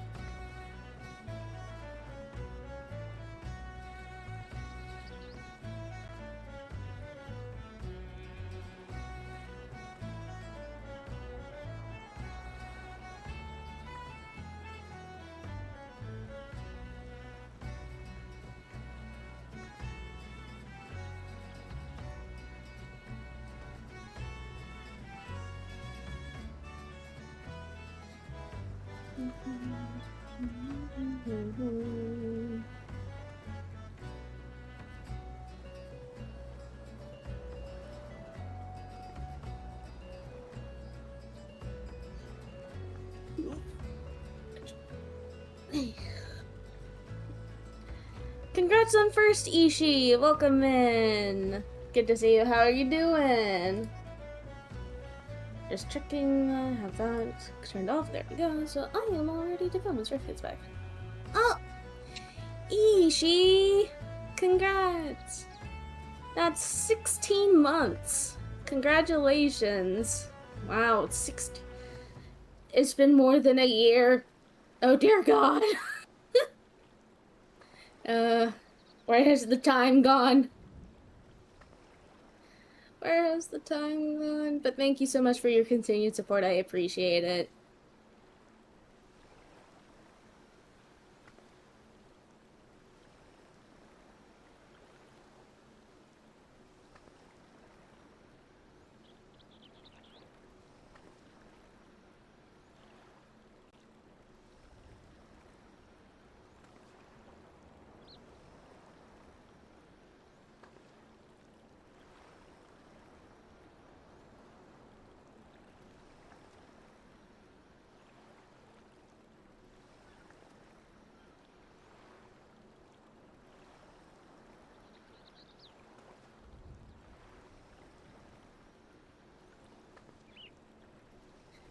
I know it feels like we've just rocketed through the last year. I know, right?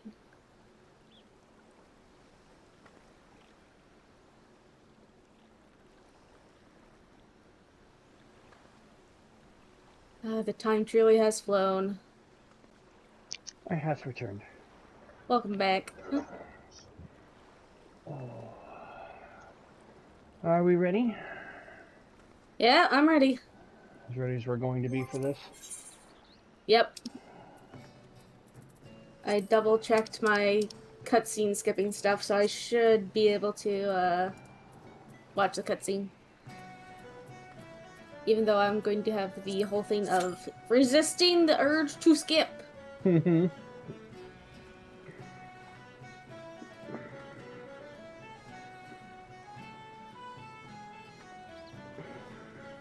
Less than 5 minutes, huh?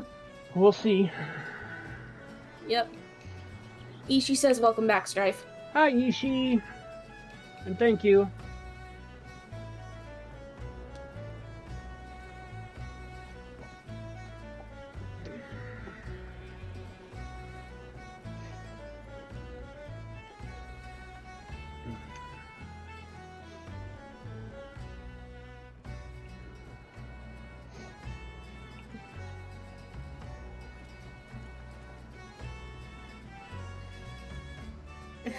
There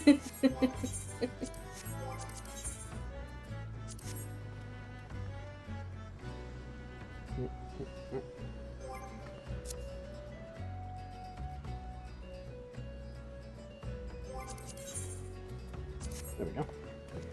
Nope, too much space. Too much. You can't win. There we go. There you go. The normal thing when there's no wall. Yeah. No wall, lean on Nocta. Nocta. Shrug. Oh, Well, hey. okay. I'm not complaining, I'm just still very surprised. Surprising, but at the same time, yay! I'm not knocking it. Yeah. I'm thinking we may have to try and push this to like 6:37 to try and get through the last part. Mm-hmm. That should still give you an hour of chill. Yeah. Alrighty.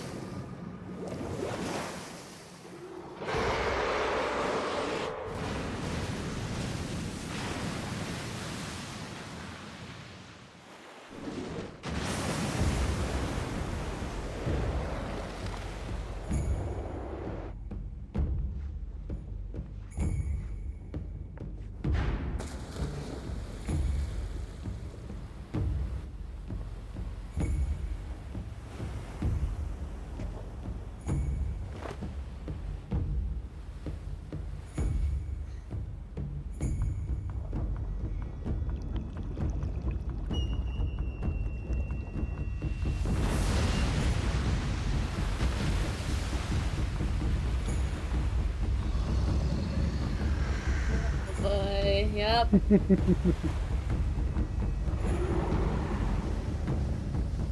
Up close look. Alrighty, little boy, let's go.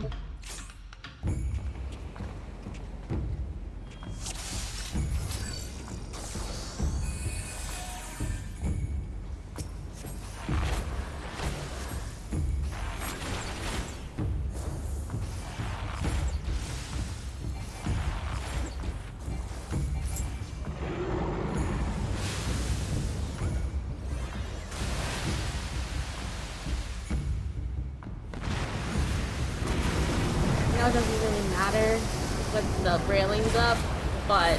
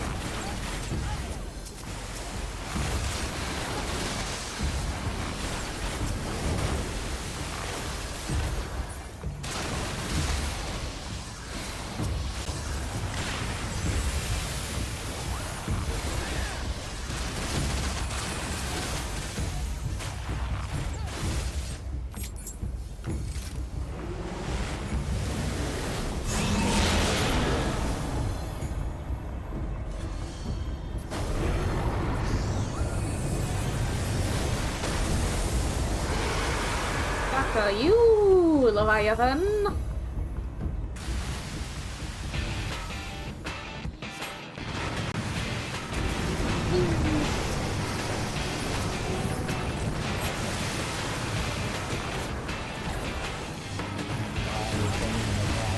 Leviathan.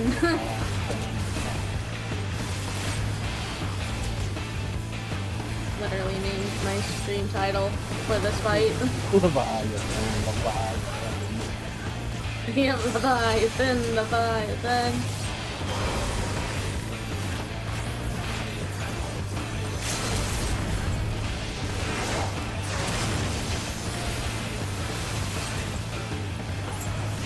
I'm done. Ooh, we did it! Love that bitch. I think That was... I think the queue was still longer than the fight itself. Yeah, I know, right?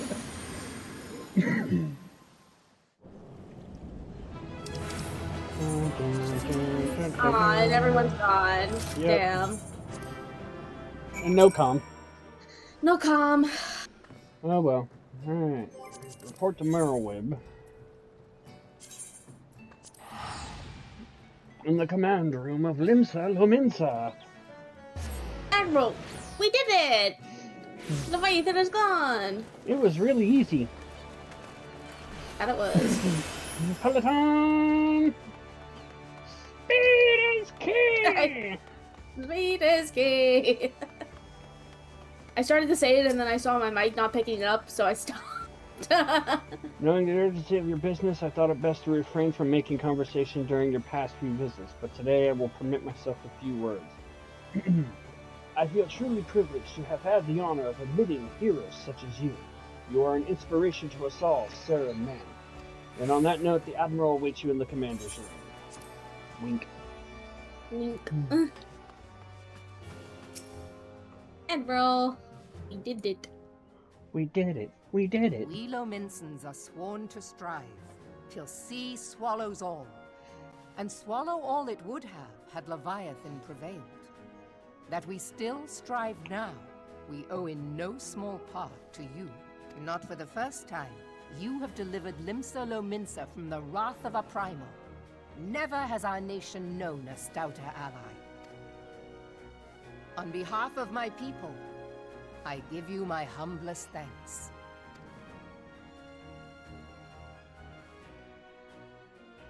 It was no problem. 'Tis meet that I give thanks to old Mistbeard, too. for his fine solution. Whatever else he may have been, 'tis clear he was a resourceful soul. Would that I had a man like him in my service. Meh. My Before I god, that's set great. foot in these lands, I had no inkling that the people of Eorzea contended with such mighty foes. Suffice it to say, their existence came as something of a shock, as did the idea that they could be defeated. This experience has served to remind me of the vastness of the world, and the boundless potential of man. Though I am but a refugee in this realm, I would fain be of use to you in your fight. Know that I am tutored in one of the foremost combat arts of the Far East.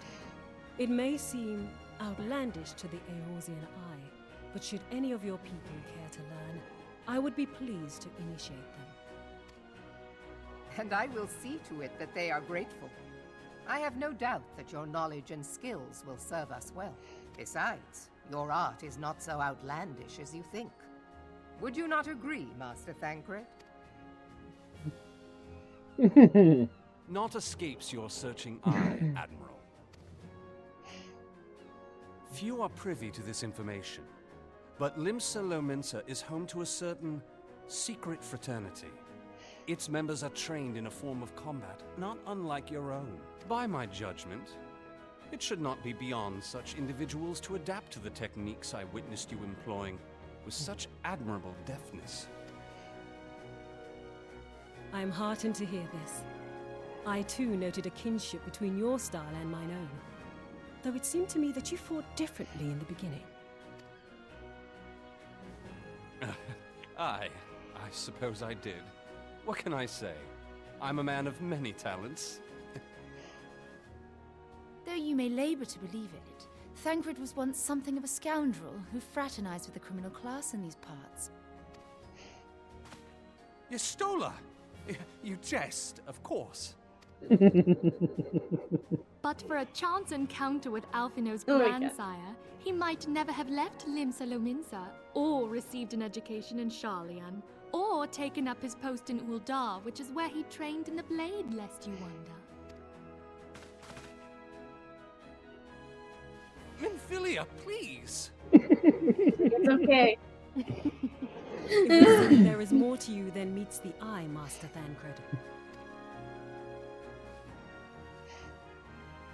Lady Yugiri, I am told that you and yours came to Eorzea seeking permanent resettlement, and that many domins have since been engaged as frontier hands at Revenant's Toll. Morderna is many things, but a place of refuge it is not. Know that I would like nothing better than to furnish your people with a new home here on Lominsan soil. Alas, racked by instability as we are, our nation is in no fit state to take you in. Yet I'll not have it said that we turned a blind eye to your suffering. Until such time as we can do more, I pledge to send provisions. We are in your debt, Admiral.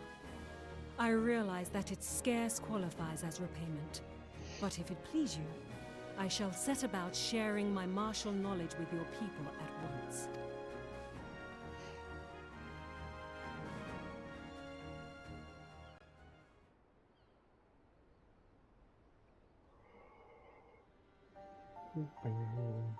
You wished a word in private.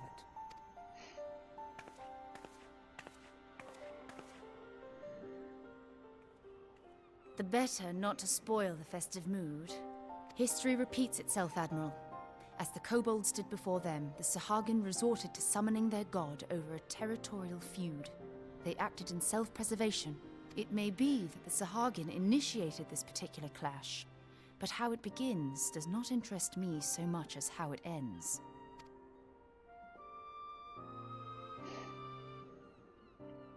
I have not forgotten our conversation, Y'shtola. I am aware that man bears part of the blame for the Primal's existence. Nor am I ignorant of the Sahagins' reason for acting. They sought to secure a place to breed and multiply that their kind might survive. Self-preservation, as you say. But we have as much right to live and thrive as they. If our own survival is threatened, are we to lay down our arms and welcome oblivion? Nay.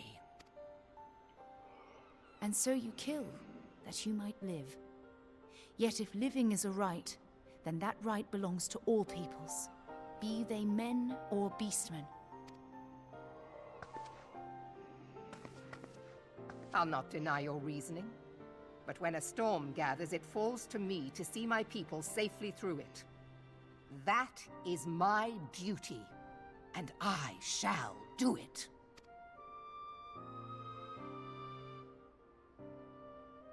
As must we all, Admiral. Stay the course then, but know that it will lead to no good end.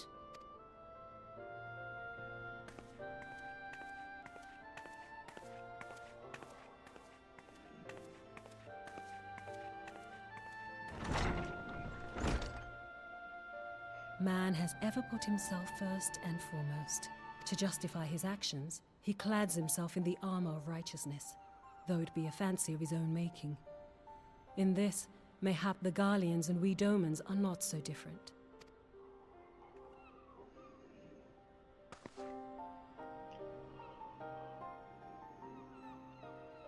Eorzea has become as a raging sea. If we are to keep our heads above the waves, we cannot scruple to drown the man next to us. When hopes of coexistence founder, strength must determine who has the greater right to live.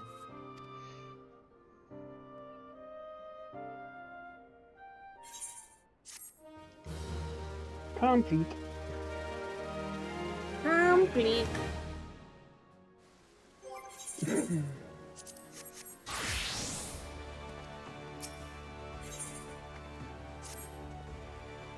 The Admiral has informed me of the arrangement. I have in my keeping a letter of introduction from Lady Reborn. To the south stands a gate leading to a pier for smaller fishing vessels. Look for an inconspicuous Hurrian man there and present the letter to him. He serves as a gatekeeper of sorts. Now before you go, I am obliged to remind you that the members of the fraternity in which you will be introduced abide in the shadows of the mincing society. They value their independence more highly than pirates, and are united by a bond stronger than mythical.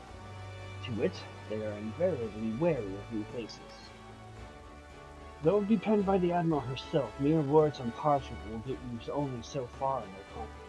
You must work for every ounce of trust they place in you. But here is the letter. Go to the aforementioned place and show it to the aforementioned man. Oh, and good luck.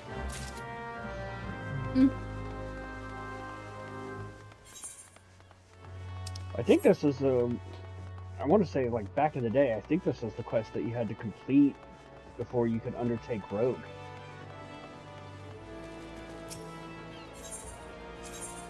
I'm gonna walk over there.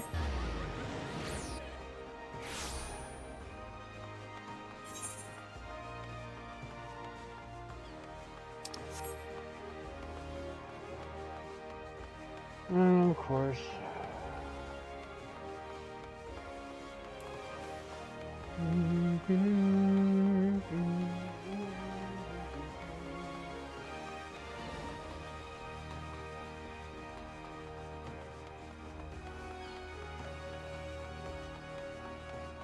I took the long way around, apparently. Yep. Yeah, it's okay though.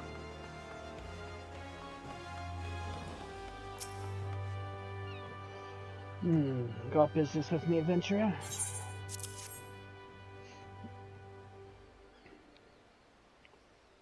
So you're the man the woman Admiral sent word of. I was hoping I might catch a glimpse of Thinker, too. Been a while since I saw his shite-eaten urine. But what with all the dewy-eyed wenches about, I expect he's got his hands full.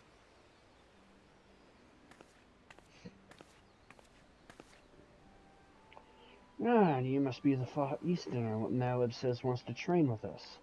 Welcome to Limsa, my lady. I am... Oh. Sorry, I was just getting into the flow. Yep, I'm Yagiri of Doma. 'Tis an honor to make your acquaintance. I must confess, when first I learned of your organization, I had certain preconceptions as to the nature of your membership. It would seem I was mistaken. You're not the first person to say that, lass. Lim's is a city of pirates, to be sure. And pirates don't give two farts about keeping a spotless reputation. They hardly need a secret society to do their dirty work. Might be as my people and I keep to the shadows, but we've got nothing to be ashamed of. It is simply better for business that we remain unseen. And so you have developed fighting techniques suited to this purpose. I see. Now that the practitioners of my art, too, are denizens of shadow, 'tis in stealth that our strength lies. There is much we might learn from one another, I think. Then what in the seven hells are we waiting for? If you'd come with us, you geary of do-what's-it, we can get acquainted in more private surrounds. That didn't come out right, did it? Eh.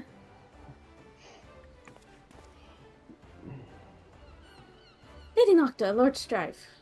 I shall remain with these people for a time that I might study their ways. Though I am loath to be separated from my countrymen, I take solace in the knowledge that they are in the best of hands. You have been a true friend to us, Domans. No words would suffice to express my gratitude.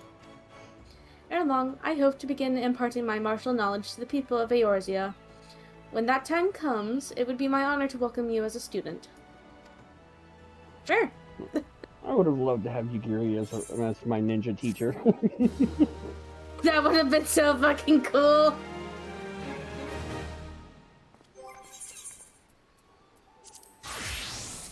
Ooh. And the last part of this one. Oh, Telegy on the thing. Yeah. Much and more has occurred since first I beheld Eorzea from the galleon's deck. Suffice it to say, I did not envisage being invited to play a part in your noble struggle.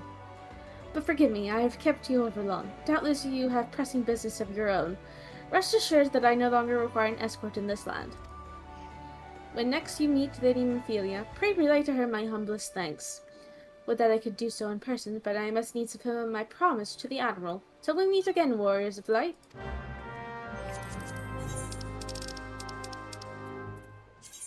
Nope. Pray return to the Rising Stones! Pray return to the Rising Stones!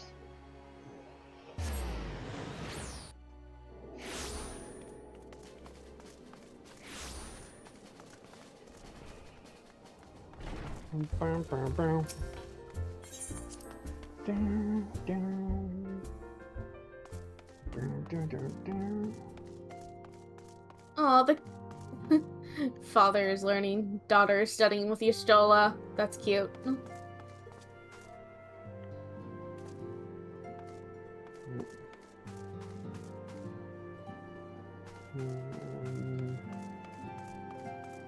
Yep. Hozon's hanging out with Tataru.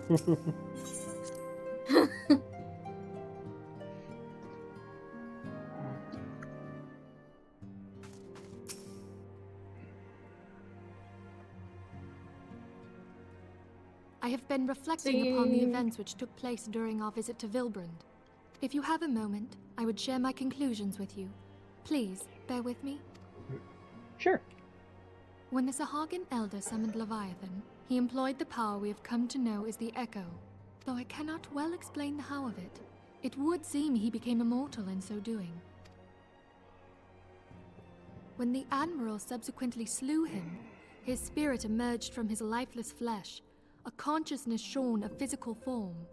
Thus transfigured, he took up residence in the body of his minion with the ease of a man donning a favorite glove.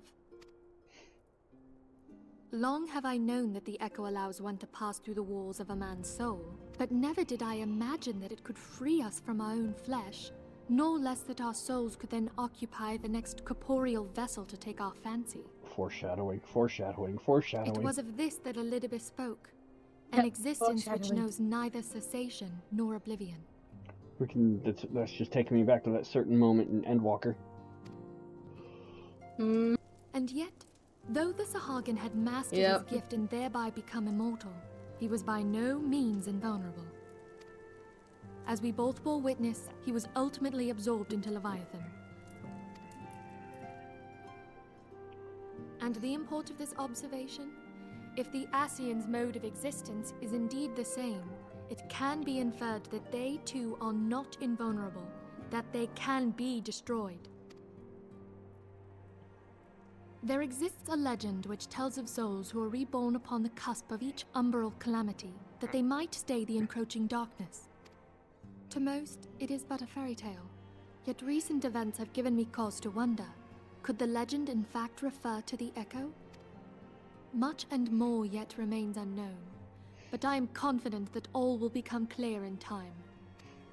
For the present, however, what matters is that the key to defeating the Ascians may at last be within sight. With Urianger's aid, it is my hope that I shall fathom this matter ere long.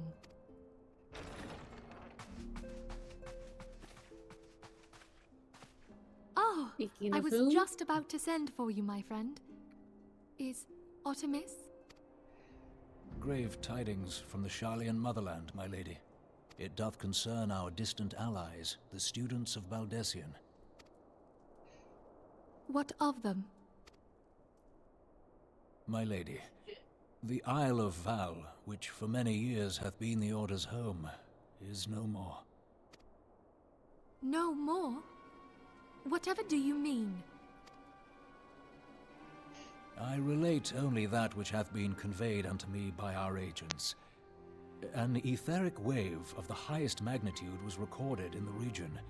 Soon thereafter, 'twas observed that the isle had ceased to be. 'Tis postulated that a magic was evoked, like in power to Ultima. 12 preserve.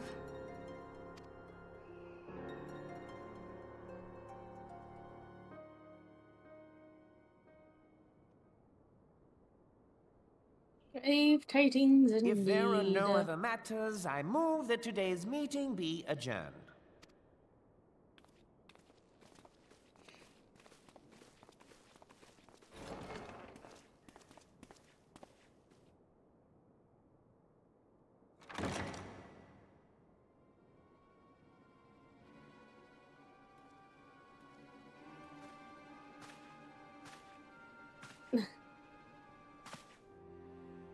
It is done, my lord. Forgive my impertinence, my lord, but these orders, I am uncertain as to what end they serve.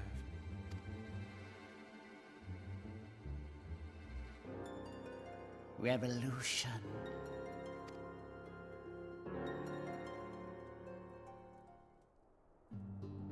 And thus ends patch 2.2. Yay! And that brings us to patch 2.3, which I believe was called Defenders of Eorzea. Doo-doo-doo-doo-doo.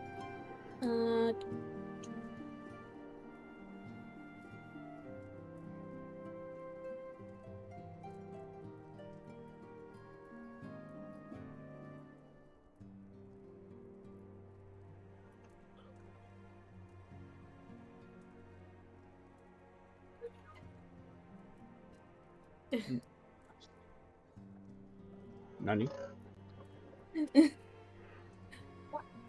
My dad's home, and so he's riling up the dogs right now. Ah. Gonna close my door. There we go. Hello, Not Father that he does Zel. much. We have 14 quests, and we got a trial in there. Yep. Just try and knock off as much as can. We'll do a hard stop at 7. Okay.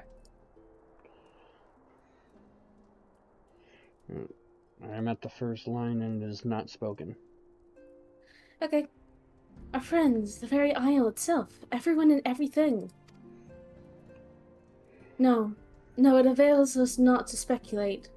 Urianger will send word if there are any developments. Until such time as he does, we must remain firmly focused on that which is within our power to change.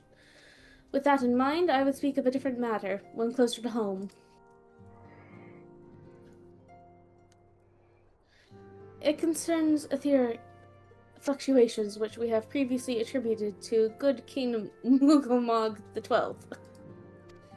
That the king is no more is a blessing for which we have you to thank. Yet all is not well in the 12th ward.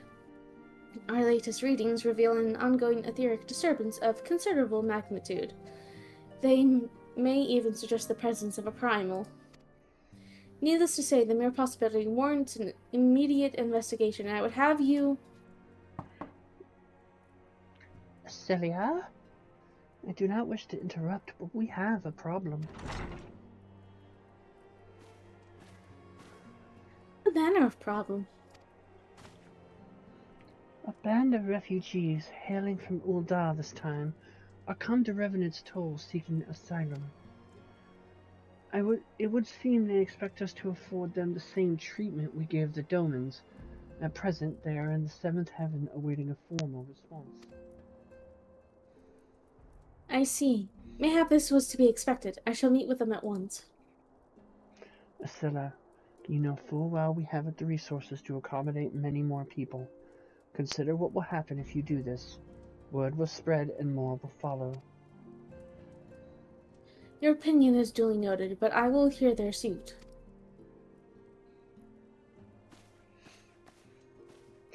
Strife, Nocta, I should be grateful for your presence at this meeting. Sure.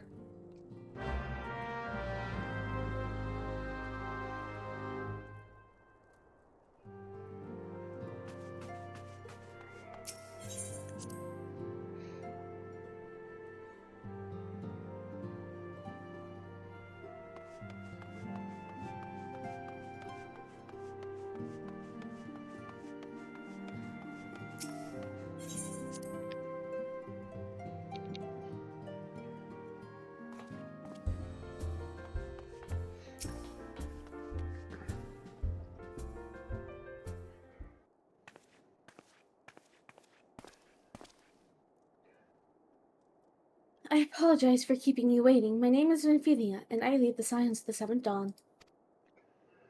God be praised. It is you. We're ready and willing to work, same as the Domans. Just give us a task and we'll see it done. Pray calm yourselves. I appreciate your enthusiasm, but I know not of your situation. Beg your pardon, antecedent. I ain't so good with words. We've been living off the scraps of Ul'dah for years now, trying to piece together a life to replace the one what got took. They say there's work, but there's not for an honest man. Not as wouldn't sully his soul sooner than his palms, eh, Road? The flames do what they can for us, of course, but it ain't near enough. And it's only getting worse. When the calamity brought us to our knees, those rich bastards in the city didn't help us up. They climbed on our backs.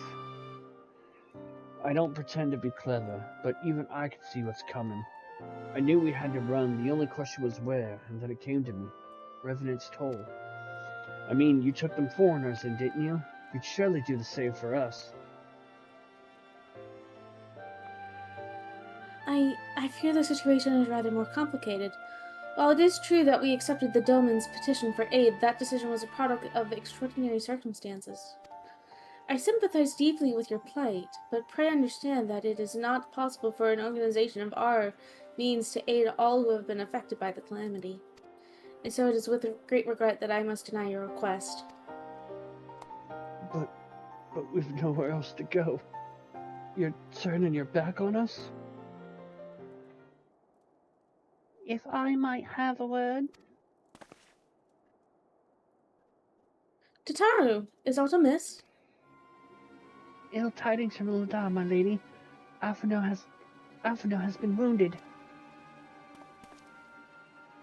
What? How? Is it serious?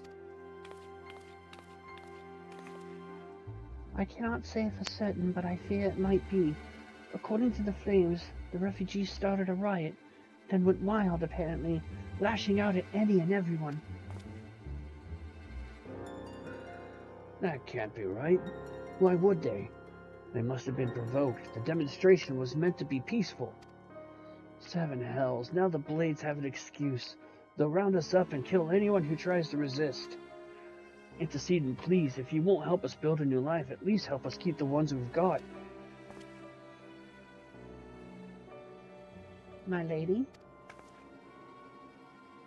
We are not ones to stand idly by and watch innocents suffer.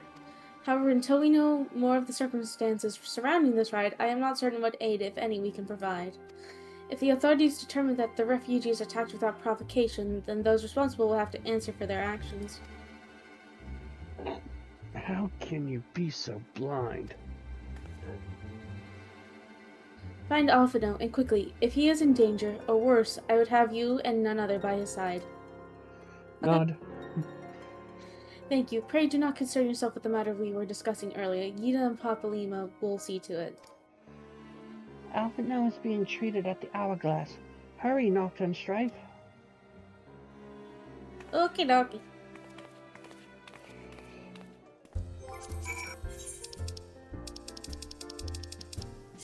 To Ulda! Yep.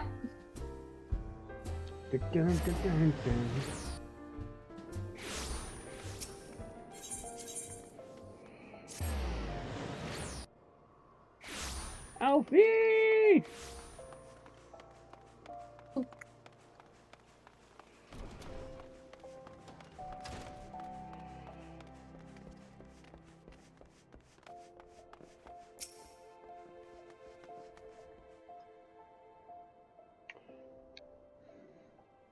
Hey, I thought you were injured. Come, you must have gathered by now that Tataru is given to exaggeration. As you can see, I am quite well. Ulda, on the other hand, is not. This riot was anything but an isolated incident. There is a restlessness in the air. Tensions long simmering are at last threatening to boil over.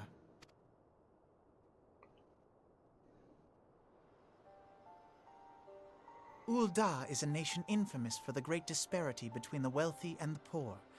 The majority of the populace accepts this state of affairs because they believe that every man bears responsibility for his own lot in life. To an Uldan, money is the foremost, and some would say the only measure of a man's worth. Small wonder that the wealthiest wield the greatest influence. So where do the refugees fit into this social hierarchy? What place is there for those who fled Alamigo and the destruction of the Calamity? Plainly, there is none. They have no wealth, no power, and no worth. To the Uldan way of thinking, they may as well not exist. Choosing to ignore their existence, however, is patently not an option. General Rauban and the Sultana understand this, which is why they ordered the Immortal Flames to provide the refugees aid and succor. Yet none would dispute that the expenses incurred by this policy grow by the day, with no end in sight.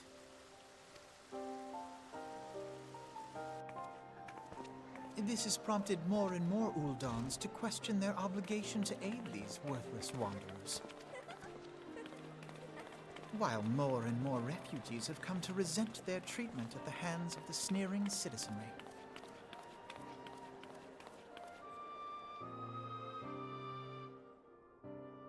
The manner of Lord Lolorito's refusal to grant the Dolmens asylum bespoke a disdain for all refugees, an attitude shared by the rest of the monetarists. And you may be sure they make no effort to conceal their opinions. It was only a matter of time before the refugees united in protest. Nor is it any surprise that some among them would ultimately resort to violence.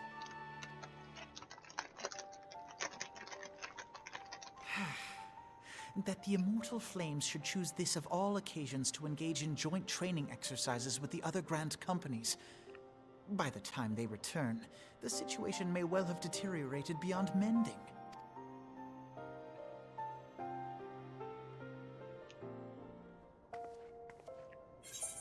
Well then. Yep. This shit's gotten a little crazy. Yeah, no shit. Desperate times. Hmm? As I told you before, it was all but inevitable that the incident of this kind would eventually occur, given the rising tensions within the Sultanate. Nevertheless, I have reason to believe that this particular riot may not have begun spontaneously. Have I piqued your curiosity? Good. Then you will accompany me to the Hall of Flames. I would hear what General Raban has to say upon the matter. Okey-dokey. Ready, Go ninja, go ninja, go! Red Mage, running.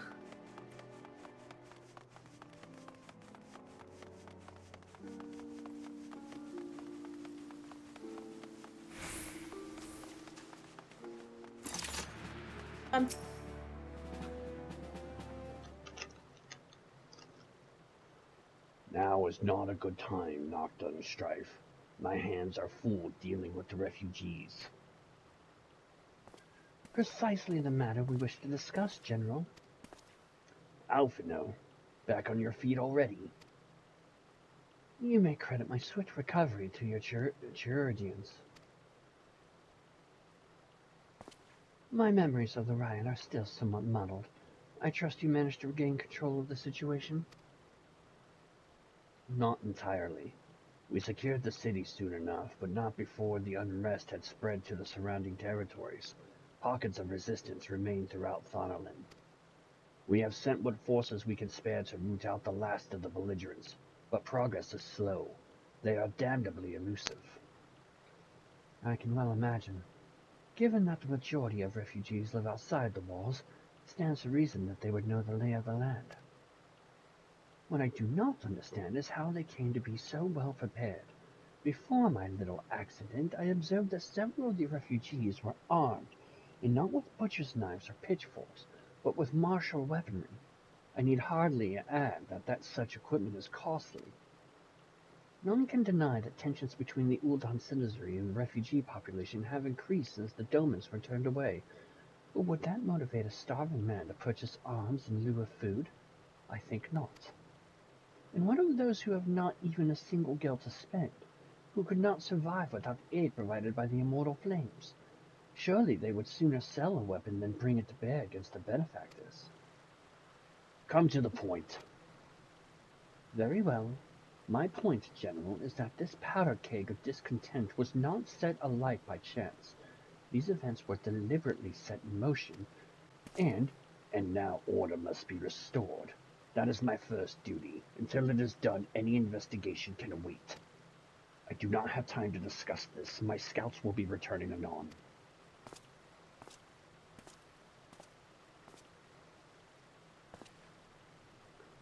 The General is no fool. He keeps his own counsel, and with good cause.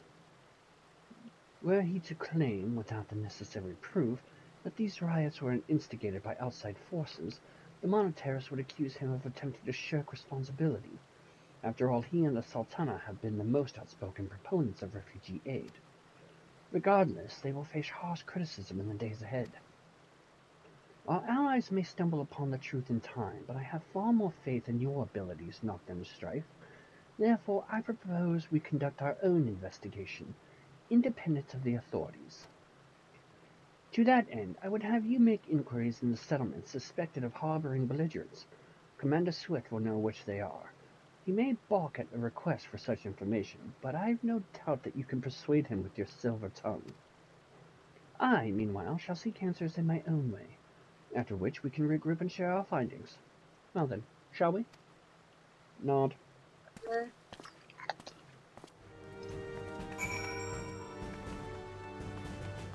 That's Mayor Swift. You look as though you have something to say, Nocturne Strife, do ya? Won't you ask us no simple favor? Were such information to fall into the wrong hands, the lives of countless soldiers would be at risk. Even so, there is wisdom in your words. An able individual may be better suited to this task than a regiment. Very well. The Brass Blades have reported suspicious activity in the vicinity of Lost Hope. It may be unrelated to recent events, but we doubt it. I suggest you begin by speaking to the Brass Blades position there. Okay.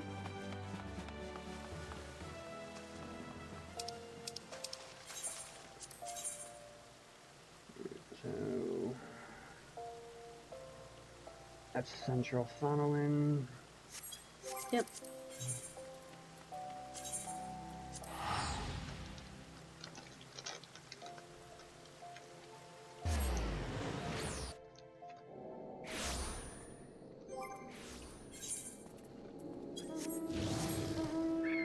Hades jargon. Sophia Bird.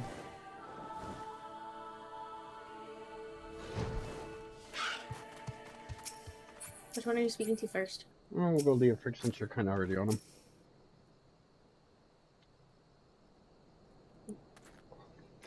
A friend of the Sultanate, are we? I take it this means someone has read my report. The refugees who left with the merchant have yet to return, and I am increasingly concerned that Zanziwaka's suspicions were correct. You haven't the foggiest what I'm talking about, do you? Never mind. Speak with Zazawaka. He'll explain everything. And what brings you here, adventurer? A search for refugees? Well, then you've come to the right place. Oh, you mean those refugees? No, you won't find them here. Most of the people of Lost Hope have come to accept the situation and are content to pass their days in peace and quiet. Outsiders have trouble understanding that. Like that merchant who passed through recently. Gregarious fellow, but awfully opinionated. Can't say I was sad to see him go.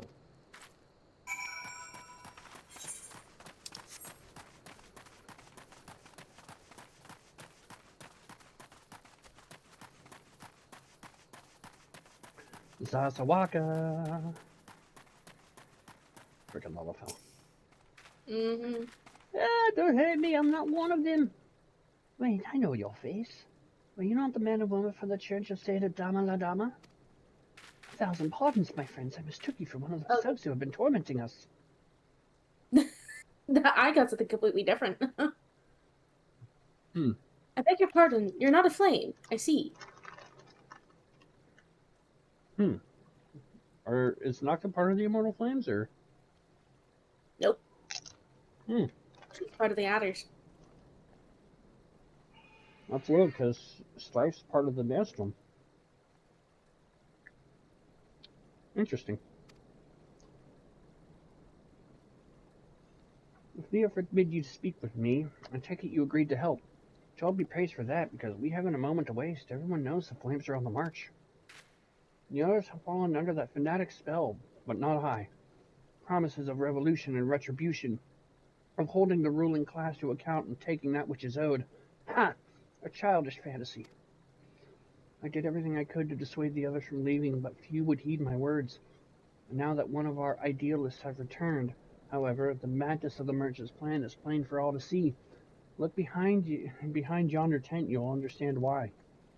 Even now he babbles incoherently, so traumatized is he by the bloodshed he witnessed. Try as I might, I can make little sense of his words beyond the fact that he was not alone in surviving. Yet I've no doubt that the merchant will lead the remainder to their doom. I beg of you, find them before he does.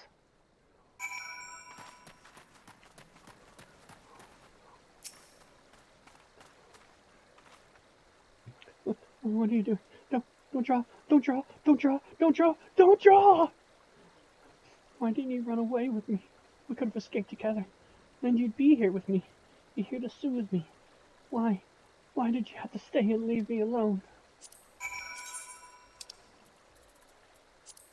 Calm down, calm down. Who are you? What do you want? It's true, I followed the merchant and made the gods strike me down for my folly.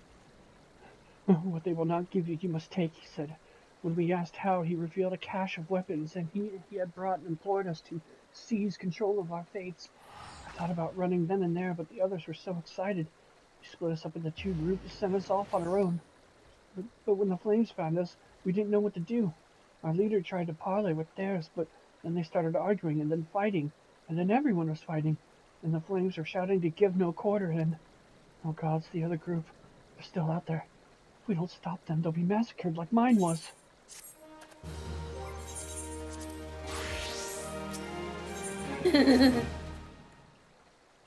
That's like a paladin, but... I know.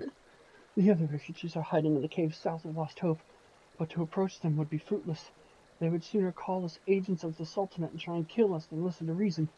Why, the twins might even deign to do the deed themselves. The pox and all bloody sellswords, they were supposed to train us to fight, but the ones he sent with us vanished during the struggle. Oh, if only we had never listened to that merchant's ridiculous claims. He said our cause was righteous, that the gods would never suffer us to be defeated. Though if they were forced to confront reality, that's it. challenge the twins to combat and show my brethren that their strongest warriors are no match for one man or woman. Mayhap then they will agree to lay down their arms and renounce this plot. Okie dokie. Sure, I can beat someone's ass, shark. I'm gonna swing over here to Black Brush so I can fix my gland. I will wait for you. I will not do anything. There we go. Hi guys.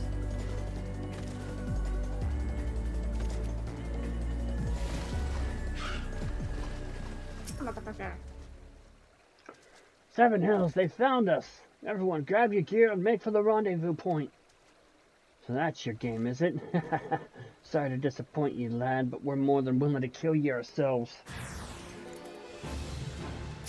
Alrighty.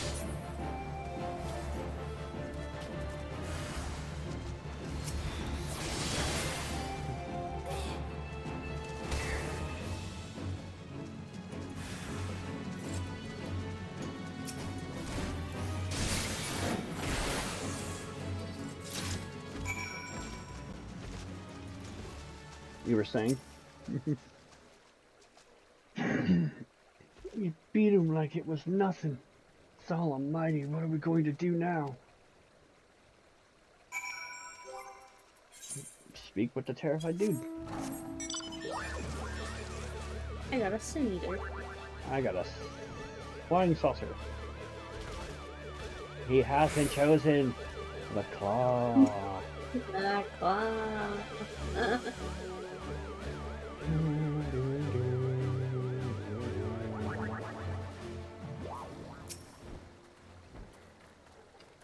You've returned. Did you find my brethren? One of the twins? What happened? I see. Well, you had no choice. Better than a handful of them taking a beating from you than the lot get butchered by the flames. And 1 second here. Goodbye, bot. Farewell. Tell me, what did the merchant have to say when it was over? We didn't find a merchant there. But where else would he be? Unless he went to Stone's Throw to recruit others.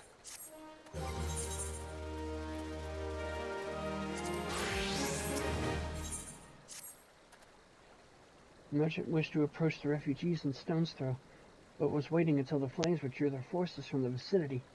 Now that they have, there's nothing to stop him from continuing his work. How many more must perish in pursuit of this futile cause? How much more suffering must be endured before it ends? Find him. Convince him to cease his mad quest. It will surely lead us to ruin. Okay.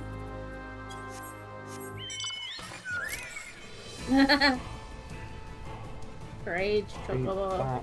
Beat bop, beat bop, boop bop.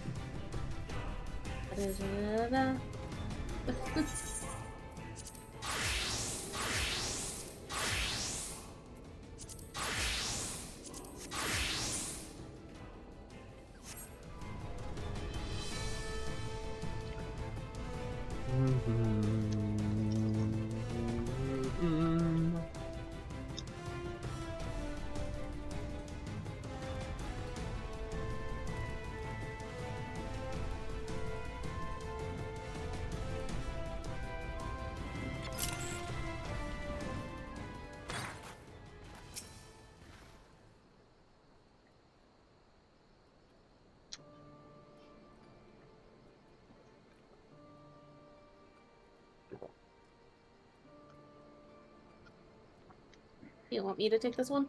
Yeah. Have you seen my parents?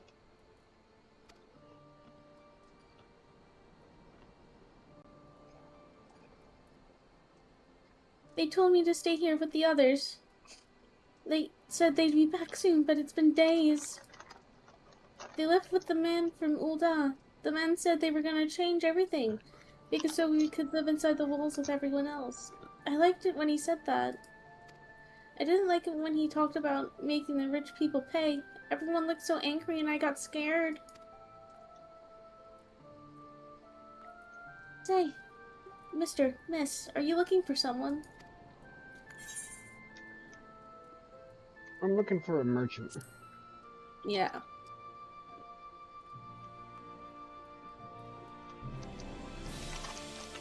You mean the man who left with my parents? But I don't know where he...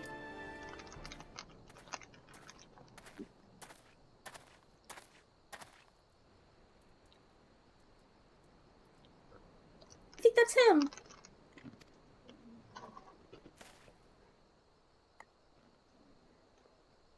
Oh, now, which of these gullible fools shall be my next victim?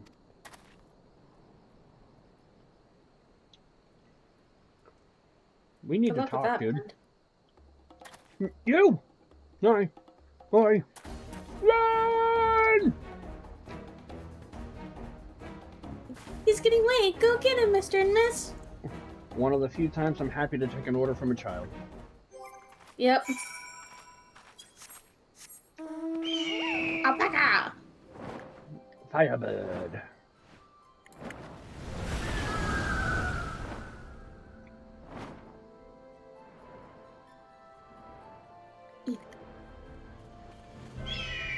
What's up, bitch? Oh shit! Oh shit! Oh shit! Oh shit! You again?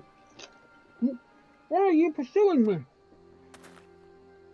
I want to know where the parents are. Sedition? Treason? Revolution? That's preposterous. Who has filled your head with these lies? Refugees? The self-same refugees who terrorized the streets of Ulta? Ha! You have no evidence to prove your accusations. None.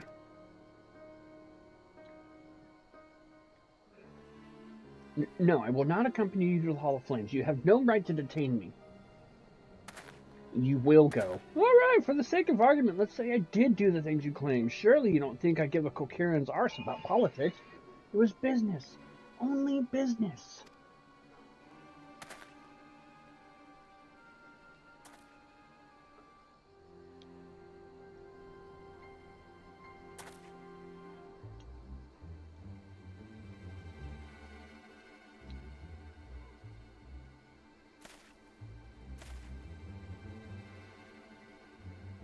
We both know I'm not the one you want. However, if you agree to protect me, I swear I shall tell you everything.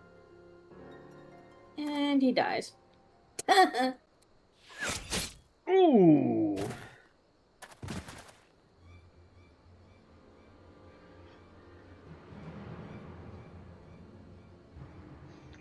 What's all the commotion? Explain. 7 hells. Tell the others to spread out and search the area. The killer may still be on the loose. We're close.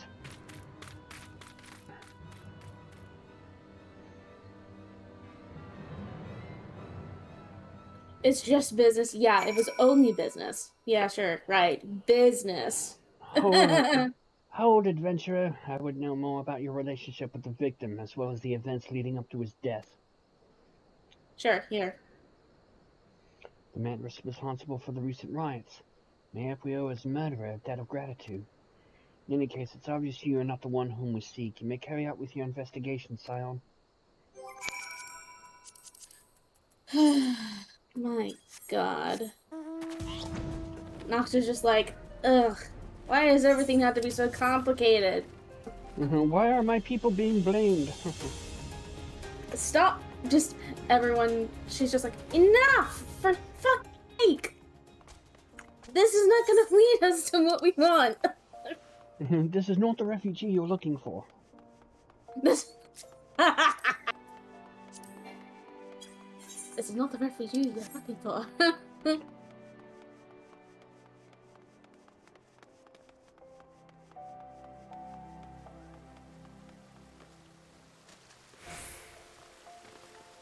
Juicy dumper. Swift, we have problems. What news, Strife and Nocta? Where's the merchant? Yeah, about that. He got killed.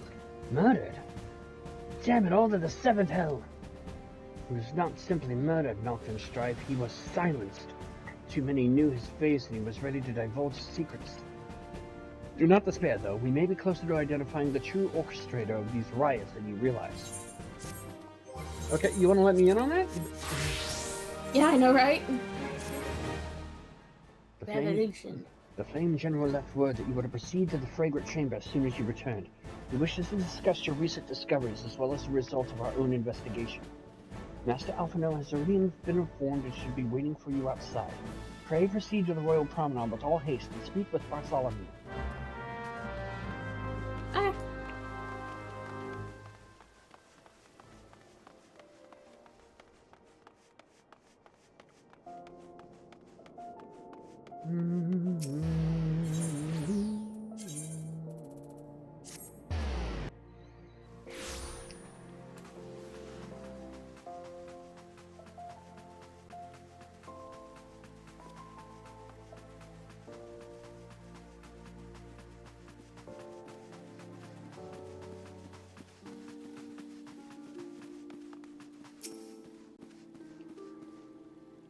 We have been expecting you, miss and sir. Please proceed inside. Yeah. Commander Swift has kept us apprised of your recent activities. You've made great strides towards quelling the violence. Despite our best efforts to determine what provoked this uprising, the truth continues to elude us. Have you uncovered aught which might shed some light on the mystery?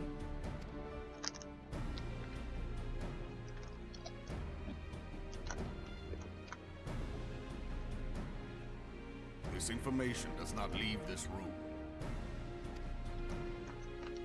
The Syndicate's decision to reject the Doman refugees' appeal for asylum had lasting repercussions. A number of those displaced by the calamity claimed it was proof of a policy of discrimination. Together with a group of Alamegan refugees, they organized a series of demonstrations to protest against the Sultanate. Demonstrations which became heated, but did not descend into violence. Until a certain incident served as a call to arms. A unit of brass blades sent to supervise a demonstration loosed arrows upon unarmed protesters. It was this atrocity which prompted the refugees to take up arms. I need not tell you what followed. We assumed at first that the attack was born of a miscommunication. When emotions run high, they happen. But suspicions were raised regarding the unit's commanding officer, whom I ordered interrogated. Sure enough, our fears were soon confirmed. The dog confessed that a merchant had offered him coin to give the order. A merchant in the employ of Teleji Adeleji. Teleji Adeleji? But he spoke in favor of the Doman's cause, and has ever seemed sympathetic towards the refugees' plight. Why would he do such a thing? Know you of the Cartano Reclamation Bill? It is a proposal to annex the Cartano Flats so that refugees may establish permanent settlements. When last I looked, that was disputed territory.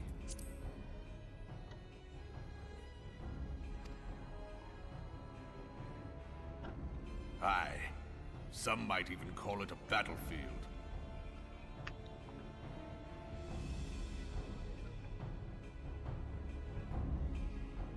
The destruction wrought by Bahamut was greatest at the Cartano Flats. That much is common knowledge. What is less well known is that his rampage laid bare ancient Alagon ruins, of which no record existed. There are certain differences of opinion as to how these ruins should be handled, which is why each nation maintains a military presence in the region to this day. Yet differ though we may, we are still allies. Therefore, in the interest of preserving the Eorzean alliance, we have reached an agreement. Any conflict which may arise during the course of military exercises in the region shall have no bearing on relations between our nations. In full knowledge of this delicate state of affairs, Teleji Adeleji proposed the Cartano Reclamation Bill. A shameless bloody ruse which stands to benefit him in but one conceivable way. If successful, he will gain control over the disputed territory under the guise of assisting in the resettlement effort. And you can be sure he'll build an orphanage next to every Allagan ruin.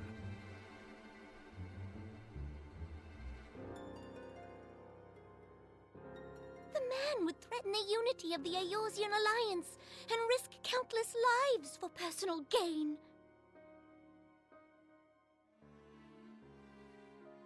He walks a path all his own, independent of any faction and beholden to none of his fellows on the Syndicate. By inciting the less fortunate to violence, he hopes to convince others that the Cartano Reclamation Bill is the only viable solution. His sympathy for the plight of the Domans was not but posturing to gain credibility with the refugees. Of that there can be no doubt.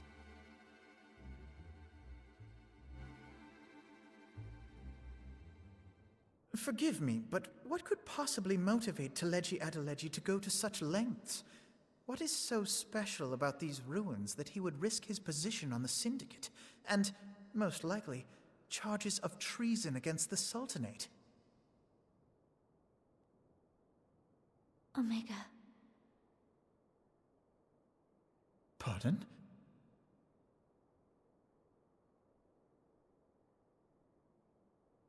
An Allagan monstrosity, not unlike the Ultima weapon. Mayhap larger, we know not. It has yet to be fully excavated. Allagan inscriptions indicate that it was created to fell Bahamut himself. If accurate, it might explain why Nael Van Darnus chose to bring the Red Moon down upon the Cartano Flats.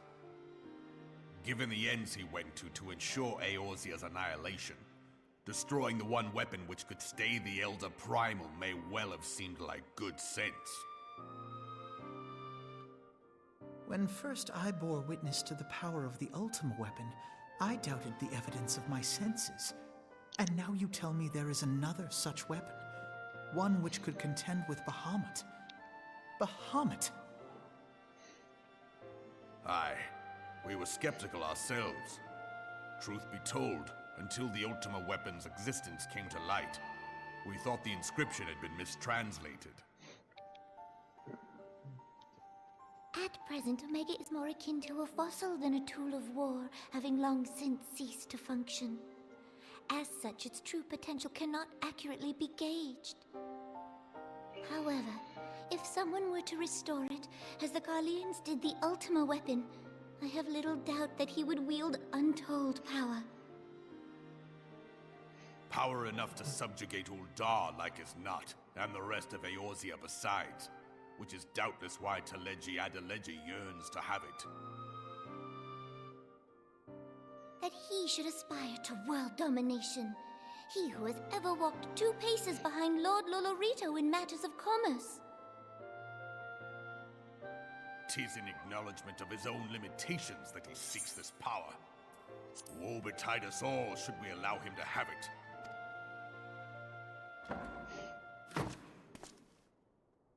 Pray waste no time chasing rats. Only a fool would believe that secrets can be kept in Uldar. It would seem the implications of the Sultanate's refugee problem are rather more far-reaching than we assumed.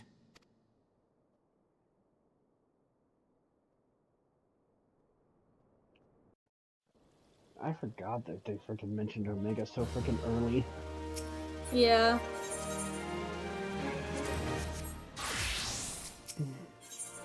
Stories we tell.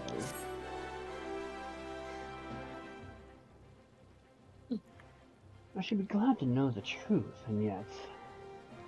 the thought that all this chaos was the product of one man's lust for power sickens me. How long do they think they intended to hide the existence of Omega from the Scions? That they even felt the need to do so is most troubling. It would be in our best interest to learn more of the military activities in the disputed territories. Fortunately, you are already well positioned to do so, Captain Eclipse. Pray and Captain Luna. Pray keep us informed of any developments in Cottonelle. You got it. Be gone, whelp. This is no place for children.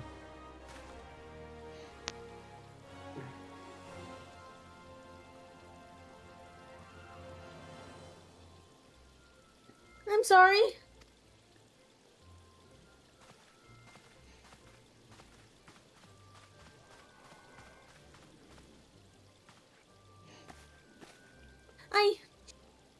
For you, Mr. and Miss. You said you were looking for the men who left with my parents. You know this girl? Yeah, I was offered to help find her parents. So he visited Stone's Throw as well. I see. Did you find the men? Were my parents with them? They were not, I'm afraid. However, I can think of several places they might be. If you like, we can go and look for them together. Really? You'll help me look, mister? Of course, but first I meant to need to finish speaking with my friend. He's telling me a secret, you see, so no one else is allowed to listen. Mayhap you could wait for me by that pillar over there. We require but a moment. Okay, mister. I'll be waiting. I'll take her to the quicksand. Mayhap Mimodi will know what to do. A legion of Guardians, an Aether-starved primal, even dealing with an Ascian would be preferable to this charade. Sometimes I fear Minfilia is too ambitious.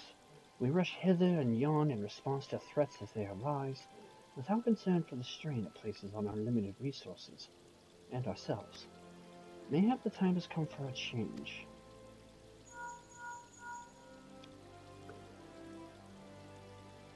Strife, Nocta, this is Memphilia. I know this is sudden, but I must ask you to return to Revenant's Toll with all due haste. The situation in the Twellswood has taken a turn for the worse. I will explain in detail once you arrive. Memphilia needs us back at the Rising Stone, so are you good without us? The Twelveswood? Then the primal threat she spoke of before has been confirmed. I have received no reports of Ixal activity, which leaves the Sylphs? Go, Nocta and Strife. You know as well as I that the appearance of a primal takes precedence over all else. Oh, and when you arrive, do inform the antecedent that while I am grateful for her concern, she needn't fear for my safety. I am more than capable of protecting myself. Sure. Sure, kid.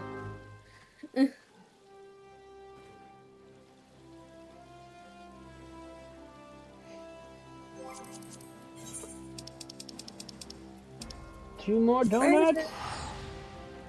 Pray return to the Rising Stones.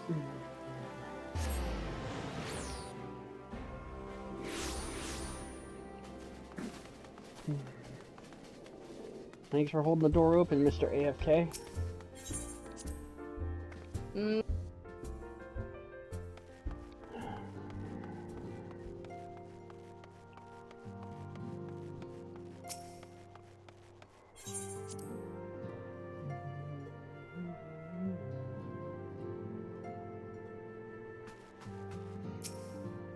Secret Herald. Hello, good sir. Ready? Mm-hmm. It is a relief to see you healthy and hale, Strife and Nocta. The latest news from Ulda was most disturbing. Says he's fine. Clearly, the only injury Alphino suffered was just to his ego. Doubtless it will heal ere long. The other Scions will need to be present for this meeting. If you are ready to begin, I will summon them now. Lord of Levin.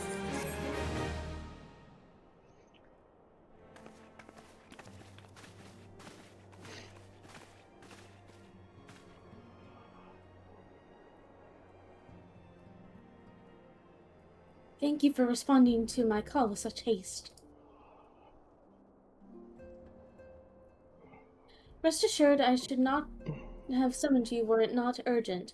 To business, then. I have received some disturbing news from the Order of the Twin Adder. They have reason to believe that the Sylphs may have called forth their revered guardian, the Primal Ramu. I'm sorry. May have? Then it is not certain? The Elder Seats here informs us that the elementals themselves murmur of the Lord of Levin's return to the forest. The Sylphlings, however, display no signs of undue commotion. Forgive me, the antecedent, but the fact need not contradict the elemental's testimony. Unlike his more careless compeers, Garuda and so on, Ramu is reputed to act only in the defense of his children. I imagine he would soon make his presence known if any were foolish enough to directly endanger the Sylphs with their territory. The abruptness of this development concerns me. Were we not keeping a close watch on the touched ones and their movements? If preparations for a summoning ritual were indeed underway, it would surely not have escaped your notice. Oh, it didn't. I was pretty sure it was going to happen, just not this soon. I beg your pardon. You foresaw this eventuality and did not to prevent it? I told Papalymo I suppose I could have reported things to Linfield earlier, but there honestly wasn't much we could do except wait and see. You know how the Sylphs feel about people poking around in their territory. They already summoned Ramu once right after the calamity, but that was because the Guardians came traipsing through the forest.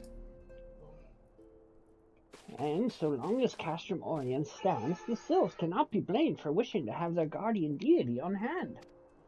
In short, Ida and I are in agreement. The actions of the forest folk were inevitable and unavoidable.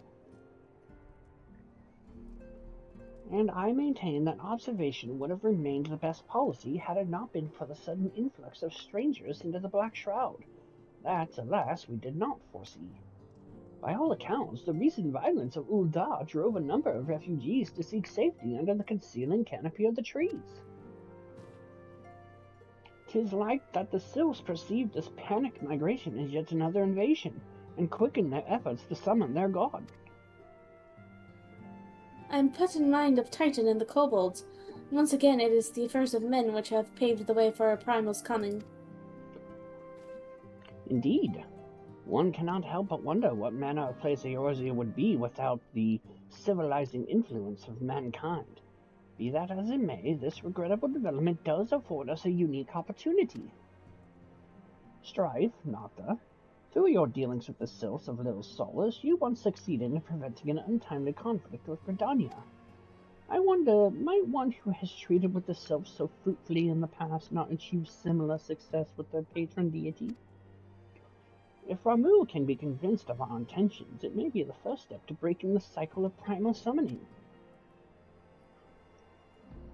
A fond hope. Were such a thing possible, we would not have been at war with England since time immemorial. But maybe this time we can! Let us continue this discussion anon. We must first needs consult with the nation most affected by Ramu's presence. The Elder Seedseer has requested your personal involvement, Strife and Nocta. Pray report to Commander... Goddamn French names! Hello! Hello, at the Adder's Nest as soon as you are able.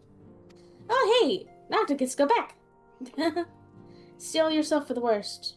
While I hope for a peaceful resolution to this matter, experience suggests that your meeting with the Lord of Levin will prove less than amicable. In such an event, your fellow Scions will, of course, lend you whatever support you require.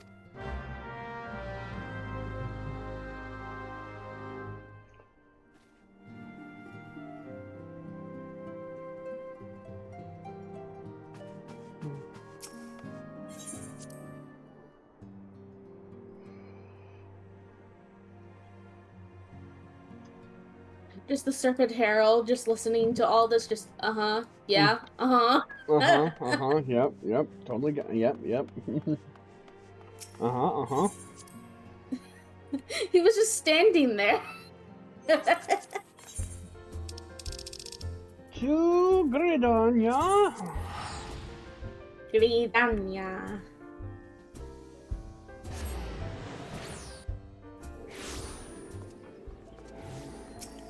Spider's Nest. Yep.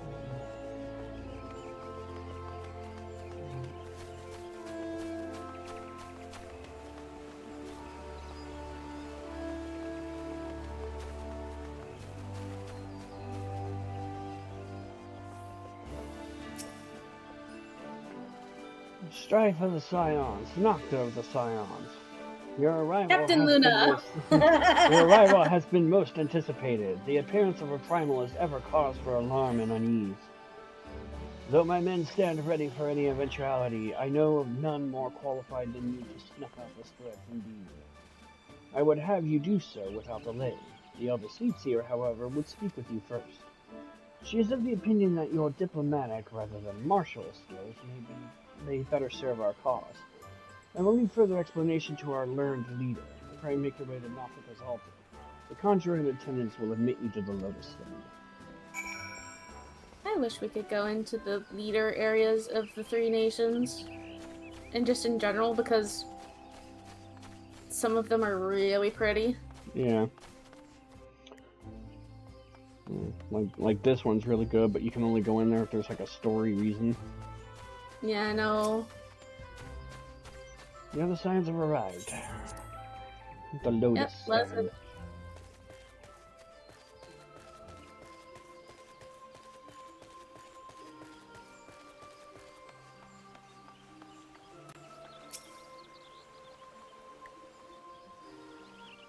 Let me guess, voice? Scions Yes. of the Seventh Dawn, on behalf of the people of Gridania, I bid you welcome.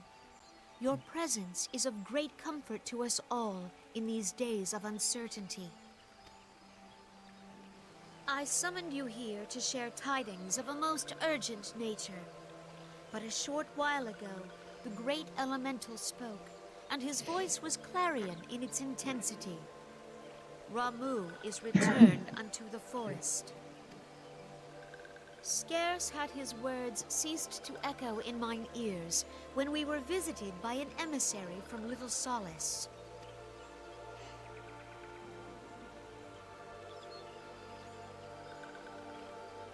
Our guest informs us that the Sylphs, too, have sensed the presence of the Lord of Levin. Though his exact whereabouts remain unknown, we may safely assume that the Primal was summoned within the heart of the Sylphlands.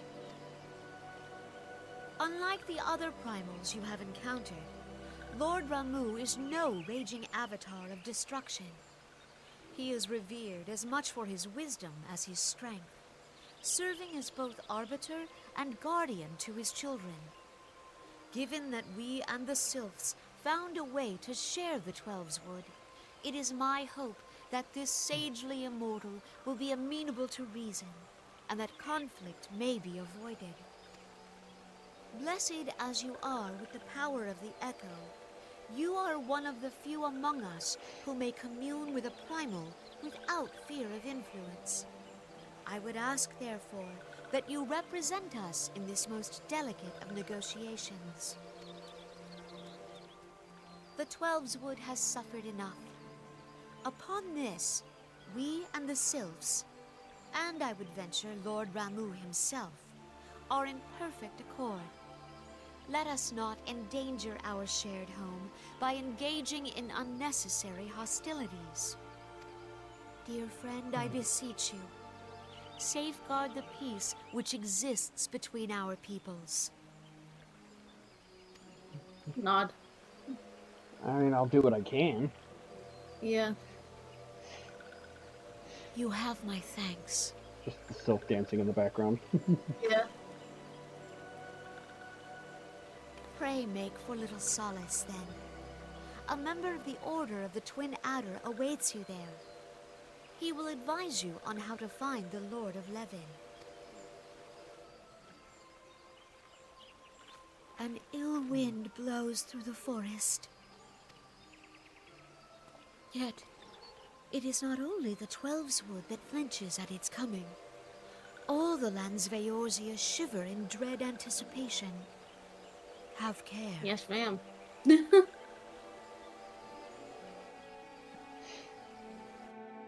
Oh, it just kicks us out. Alright. Ishra. Yep.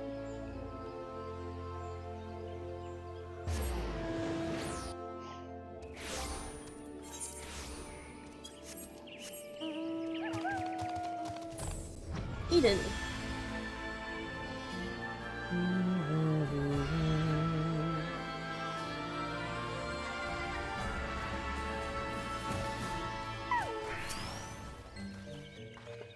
Strife and Malta the Scions.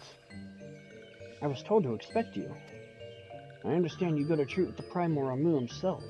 An unenviable task, but one for which I have no doubt you are well suited. I have been told that your fellow Scions are conducting an investigation in the area as we speak, that we might ascertain the location where the Lord 11 might be found. I would ask that you abide here until they return with their findings.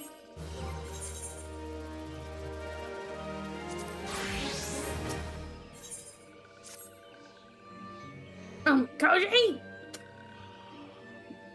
I was told that a messenger would be sent as soon as your fellow Scions finish their investigation. I do not imagine it will be much longer.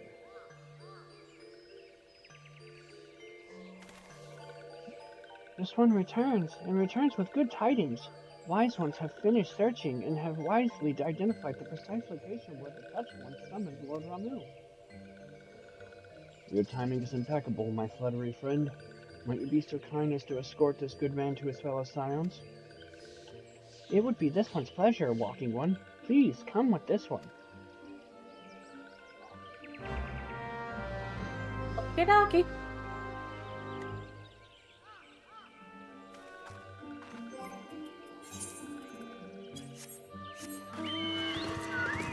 Brave Chocobo.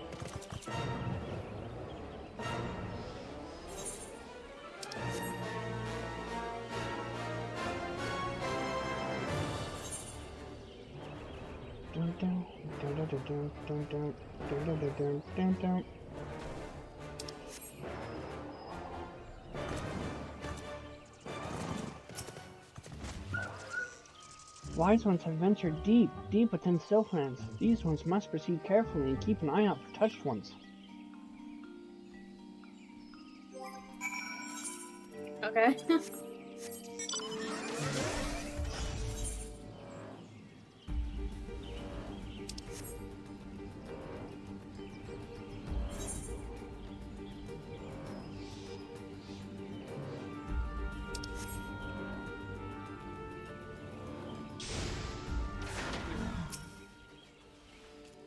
This one is most sorry, but this one can go no further. Draw too close to Lord Ramu, and this one may turn mean and nasty like touched ones. And so this one must say farewell for now. Walking One will find Wise Ones not far from here to the south. No one's safety, Walking Ones.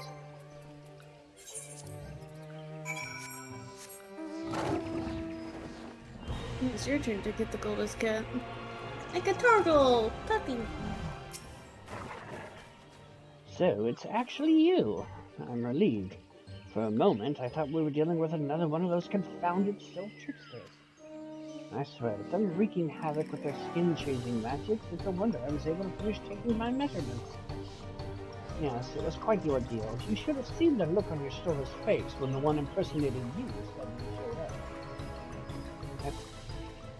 showed up. That's quite enough, Papa Limo. My apologies. It's not like me to ramble, so... At any rate, as I was saying, I have finished measuring etheric activity in the area, and I am pleased to say I have reached an indisputable conclusion. To wit, that Ramu was called forth in the vicinity of the Sylph's Aetherite. Come, Nocturne Strife, the Lord of Leven awaits. There used to be so many more quests to this. I believe it. Like, you actually had to find, like, the copies. Really? Yeah. I didn't know that. Like, there were areas where it's just like, okay, you walked into one area and there was like 2 Y'shtolas. And you had to decide which one between the 2 was the Sylph in disguise. Oh my god.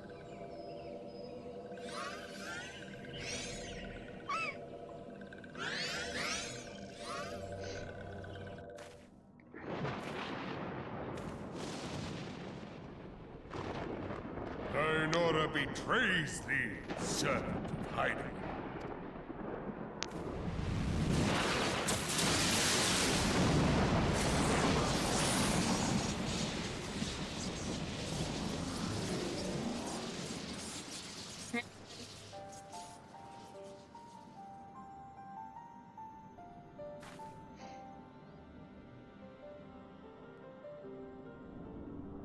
art the bringer of light, bane of Ifrit, Titan, Garuda, and Leviathan. I am Ramu, guardian of the children of the forest. Thou tramplest upon sacred soil, bringer of light. By what right doth man intrude in this sanctuary of the sylphs? We actually came to try and, like, talk this out. The Gridanians proffer peace? Their words are born of delusion, thine offer an insult. Thou speakest of harmony, yet carest not for my children's desires. They did but wish to dwell beneath these boughs in solitude. Yet even that was too much to ask of man. Thus did they turn to me for succor. The sentence I pronounce upon thy kind is just. Redanian or Garlean, it matters not. The good intent of one excuseth not the misdeeds of the other.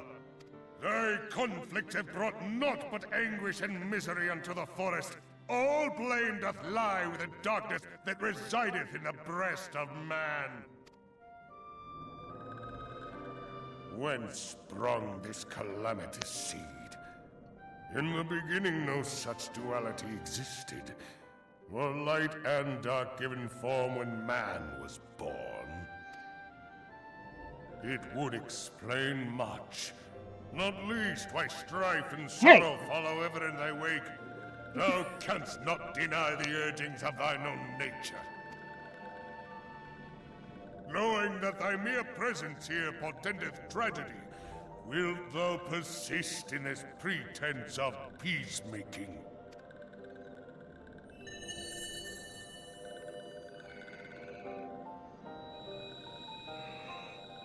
Thou bearest the crystal which I bestowed upon my wayward charges. That they should entrust so precious a gift to thee. Thou standest apart from thy kin. Thou art the bringer of light, aye. But there is something more in thee. Very well. I shall consider thy proposal. Shouldst thou survive my trial. If thou wouldst champion the cause of harmony, I must have proof that thou art fit to play the role. Wither mine ire, and prove to me thereby that thou hast strength enough to stay the darkness which threateneth to consume thee. Yet if thou shouldst be found wanting, know that all men shall perish in the storm of my judgment.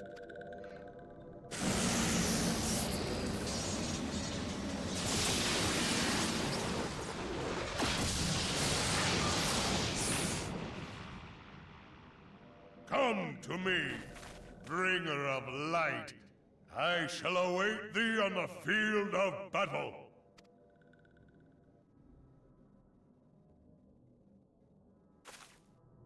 Urianger, it is rare indeed to find you so far from a tome.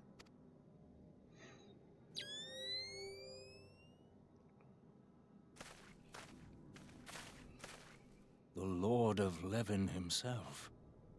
Never till this day had I looked upon his visage, save in painted renderings made faint by time. Ever shall this scene remain etched in my mind's eye. Beg pardon, my lady.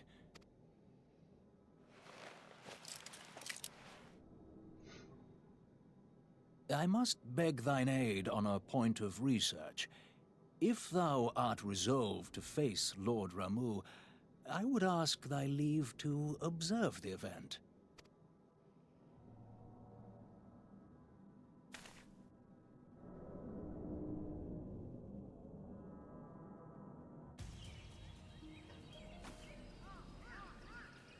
Bong. Bong. Yep. It's already 6:46.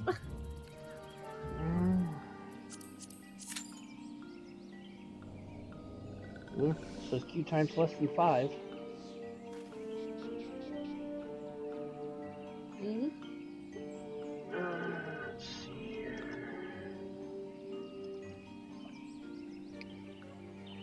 I don't think we'll be finishing all of it today. Got one. But we did. If we can complete this one, we'll have 1, 2, 3, 4, 5, 6 quests left of this.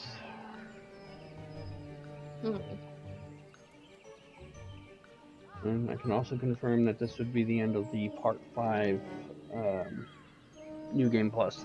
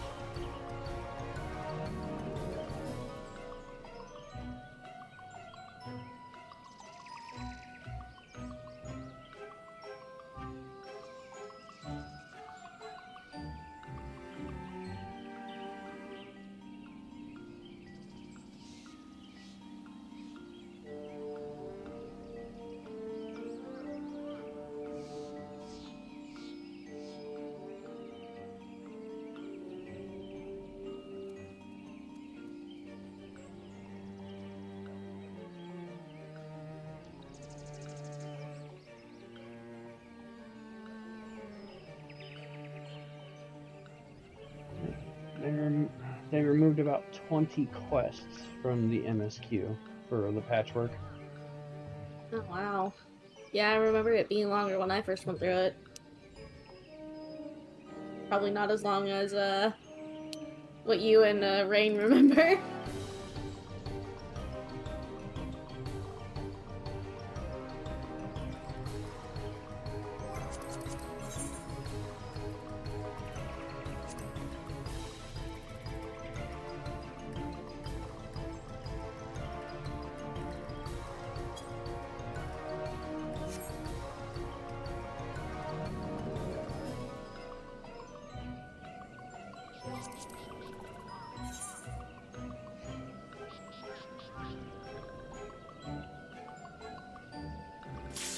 Oh, I'll there we take go. that. Yep. Timer tells the truth. Come on, healer.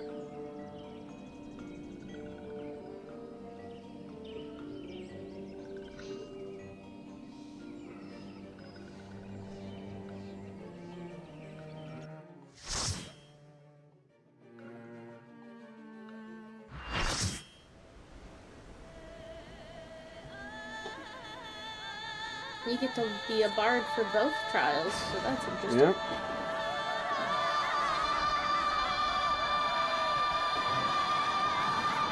If you want Darren to get more used to lightning, I know where you can put him into.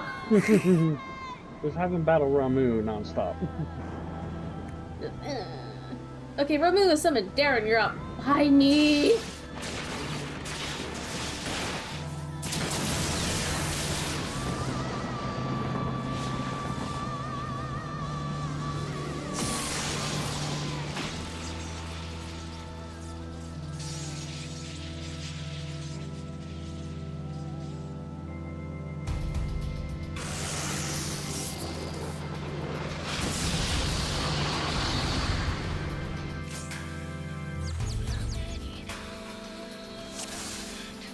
Alrighty. Let's do it.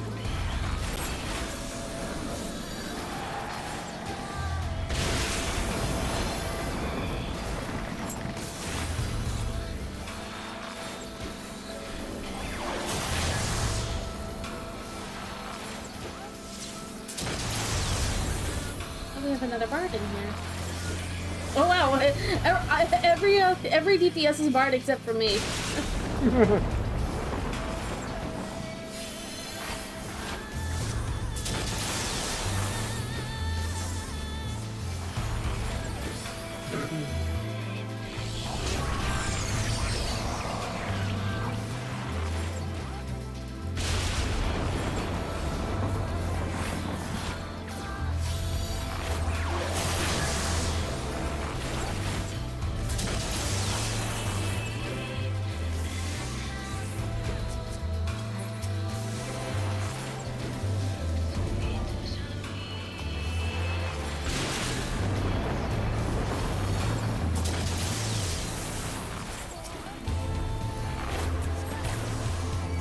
Hey, look, Murphy's Law has been chosen.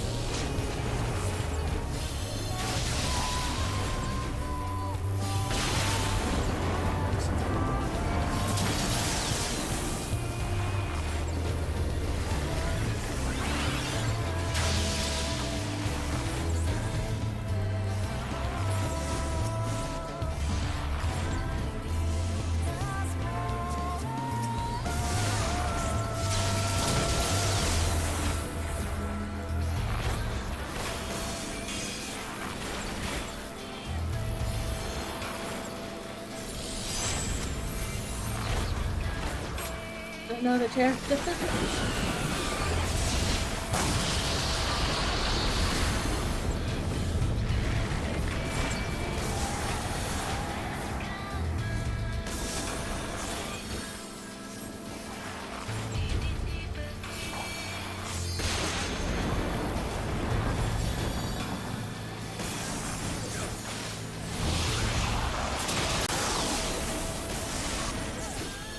I have been chosen.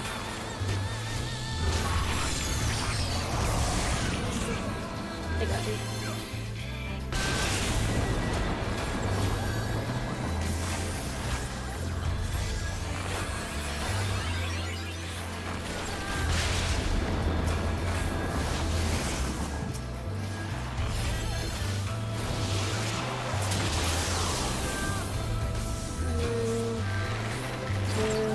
Three. There we go. Got it. And we have a Newton's Law. We have a Newton's Law and a Murphy's Law.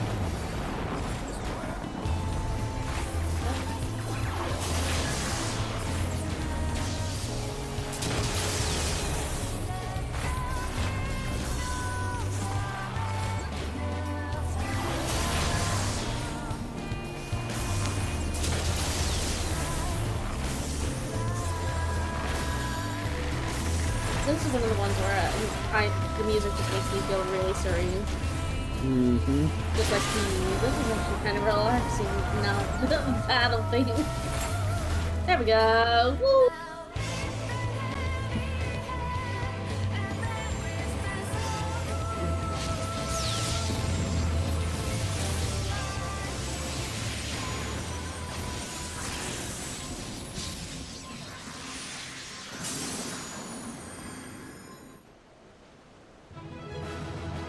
And of course they're open. And no calm. No calm. I have taken thy measure, bringer of light. Huh?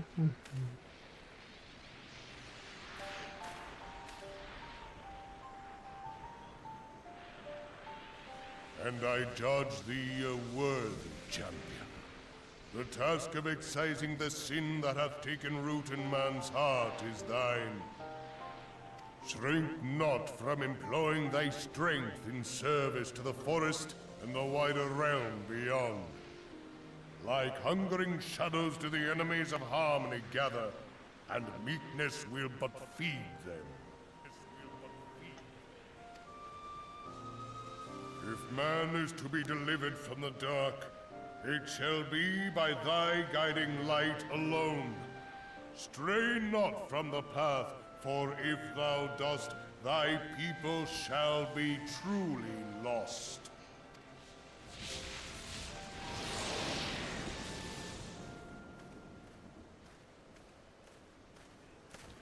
Thou hast slain the Lord of Levin.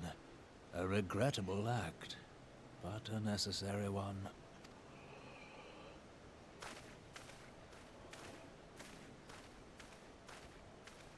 In witnessing thy struggle, a truth hath been revealed unto me. If I mistake not, it may yet prove a chink in the eternal armor of the Ascians. But let us conclude our present business. I shall expound upon my findings at the Rising Stones anon. Okay. Nod. Nod.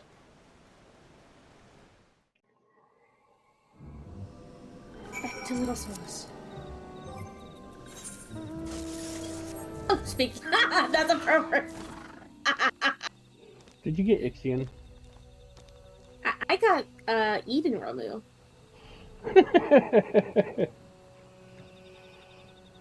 That's funny. I'm like, well then, that's not a sign. I don't know what is. We have done it. And Strife, Captain Luna, you have returned. Dare I ask how Ramu received your visit? He wanted to fight. He challenged you to a test of arms. It is well then that you have some experience in such matters. The peoples of both Gridania and Little Solace will be relieved to hear that the Lord 11 has accepted you as the Forest's champion of peace.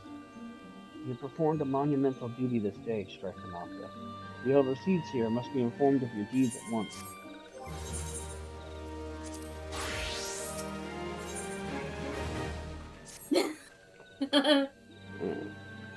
We'll do this last one because that'll put us 5 away from completing this part. Okay. The Elder Seeds here will wish to hear of your experiences firsthand. Pray return to Gridania and make directly for the Lotus Stand. The conjurer at Noctica's altar will be expecting you. Fare you well, Strife and Nocta. To Gridania! Yep.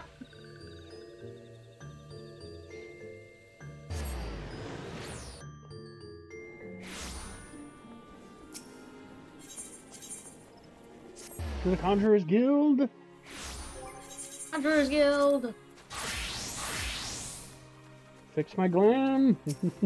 Correct!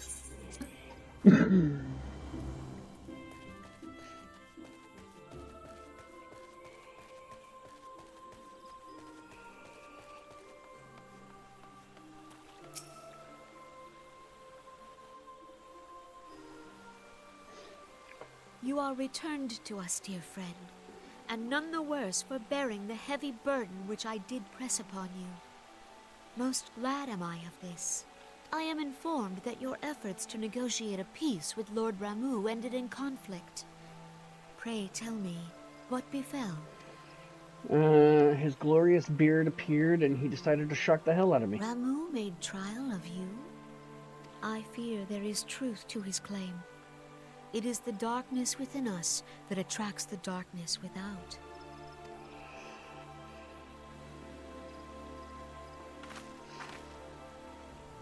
It cannot be denied that misfortune follows man. For evidence, one need only look to the conflict brewing in Cartano, or to the rising flood of refugees. Our shared struggle against the Empire should have served to seal our union. Yet the ties which bind the Alliance strain under the weight of gross self-interest. As the scars of the calamity begin to fade, so too does our sense of common purpose. Yet now is scarce the time to forget our shared responsibility. If this new-sprung realm is to survive beyond its infancy, it must needs be nurtured by all. Eorzea must be as one. Yet I fear that dream is still far off. You have no idea. On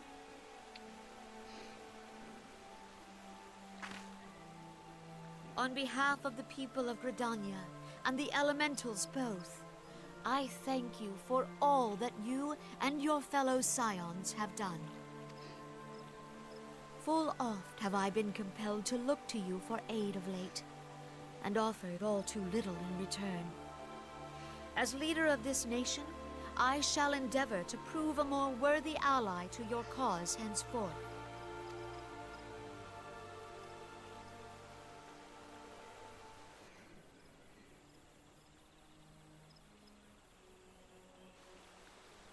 Lord Ramu has departed, yet the keening of this ill wind grows no less insistent. Voices of the forest, pray speak and I shall listen. What unseen evil begets this unease in my heart?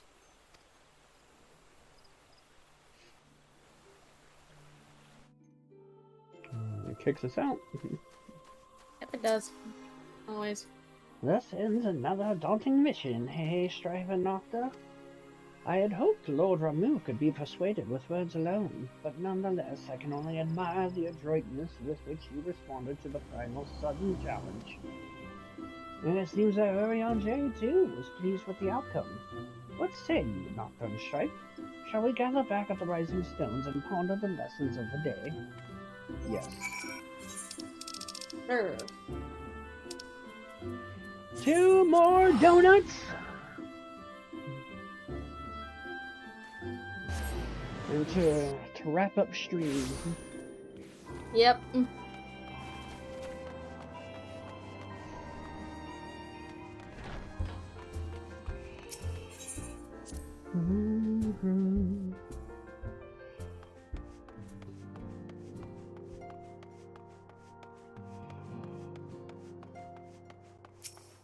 I got a lot of quest work to work on Mina through to keep her up with Nocta, so this way when I eventually stop streaming the content, I still have somebody who can run with Nocta.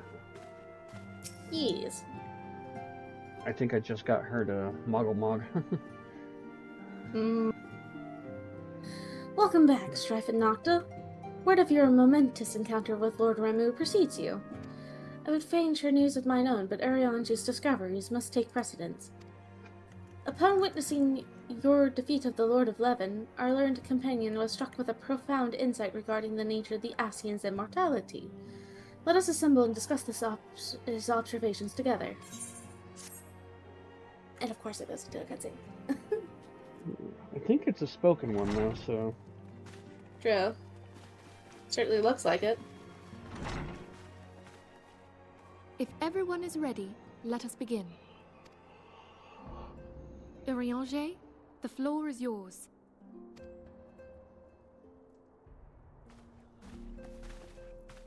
As all here assembled now know, in its final hours as our Order's headquarters, the Waking Sands did play host to a most unexpected visitor. I speak of the Ascian clad in white, Elidibus. Unwelcome though his presence was, his words that day did serve to confirm a truth long suspected, that the Ascians are eternal beings, to whom physical destruction is as a temporary inconvenience. In the intervening time, Urianger and I have striven to discover a means by which the Ascians might more permanently be slain. And 'tis my belief that we have found the thread that will allow us to unravel the twisted skein of their existence. In the moments prior to Leviathan's most recent manifestation, the Sahagin elder who summoned him was observed to undergo some manner of ascension. The etheric readings taken by Y'shtola at the time of this transfiguration have proven most enlightening.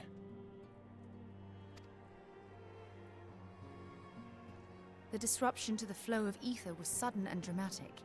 So tangible was the agitation, I scarce had need of my goggles. The significance of Y'shtola's readings might better be understood in the context of mine own, taken at the instant of the Lord of Levin's demise. Unlike the Primal, the Sahagin was not subject to etheric dissipation.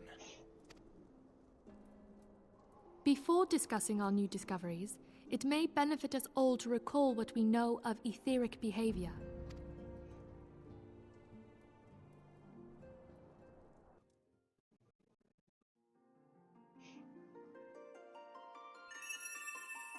Let us begin at what some might call the end. When we who dwell in the material realm die, our spirits dissolve into the flow of ether and are returned to the ethereal realm. In turn, the restless energy which suffuses that plane streams back into our world, giving rise to new life. 'Tis as the heavens did decree, the way of all mortal souls. Twixt this world and the next do the ethereal currents swirl, bearing the very essence of life. Thus doth the cycle of birth, death, and rebirth continue unabated. primals behave somewhat differently. In order to manifest and then maintain a physical presence in this realm, they must consume vast quantities of ether, most often in the form of crystals. Though they may seem to live, their flesh is but ether given shape. Thus, a defeated primal leaves behind no broken corpse. Rather, the essence of its form seeps back into the land whence it came, and the energy of its shattered spirit is called back to the ethereal realm. And there it waiteth, till next the prayers of the faithful do draw it forth from the sea of ether, to take their offering of crystals and make for itself a new body.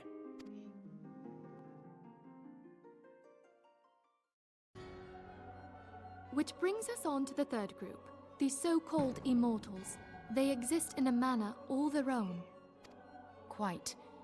Even as the Sahagin Elder fell to the Admiral's musket shot, I witnessed the release of an ethereal cloud, which immediately took possession of a nearby minion. A soul that dissipateth not upon the death of the flesh. The secret of life everlasting, and in the claws of a Sahagin no less.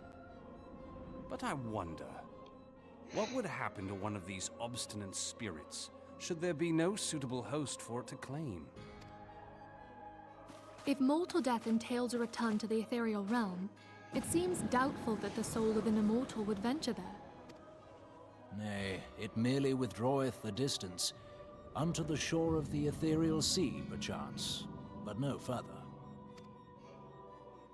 Yes, it exists in neither this realm nor the next, abiding instead in the space that lies between them. The Ascians took control of Thancred by means of a crystal of darkness, an artifact which, if our theories are correct, serves as a gateway to the place I have just described. I was hoping people had forgotten about that. I am sorry, my friend. For a mercy, the weary road of our research hath brought us unto an answer. The Sahagin ascended to an immortal state, but he did not possess a crystal of darkness through which to flee this realm. Thus was he consumed by Leviathan. If we could entrap the spirits of defeated Ascians in like manner, and thereby deny them resurrection...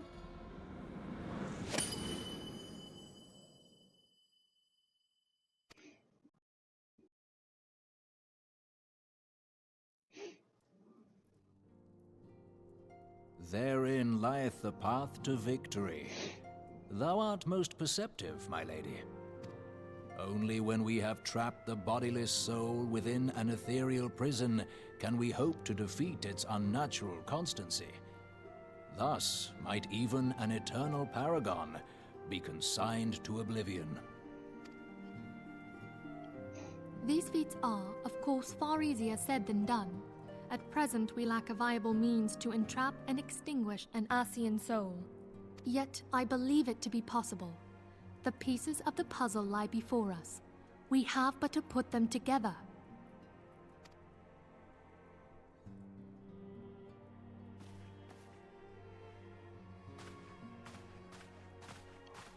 I will depart at once to convene with the sages of Sharlayan. Together shall we divine the steps by which our goals may be achieved. I have the utmost faith in you, Archon.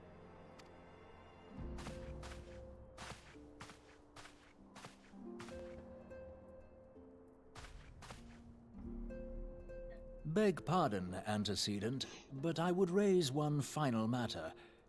Even now, a Sharlayan survey party seeketh to ascertain the fate of the students of Baldessian. Their findings shall soon be known to us. Though you harbor feelings of dread, I bid you surrender not to sorrow, but abide instead in hopeful prayer. Oh! I shall, Archon. That's right. Thank you. This scene happens. I'm not quite there yet. I shall wait.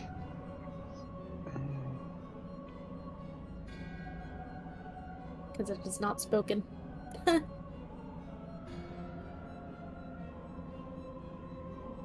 Alright.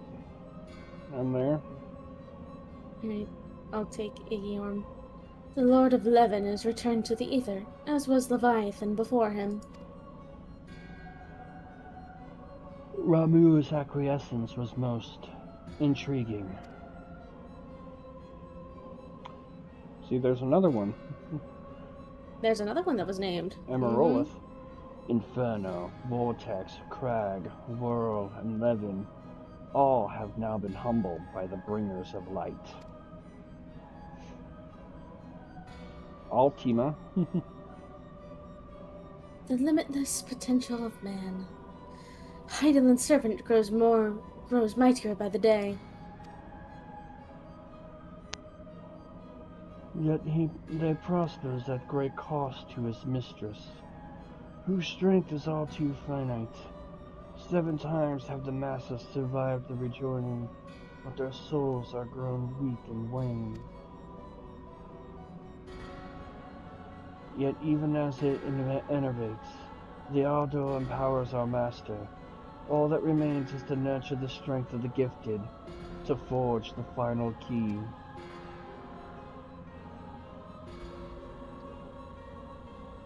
And that is the task to which we bend our every effort.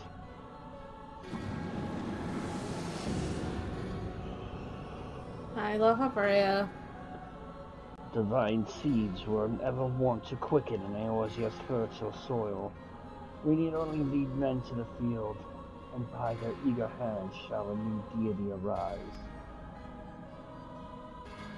That which was shattered shall be made anew, and that the one true God shall come again.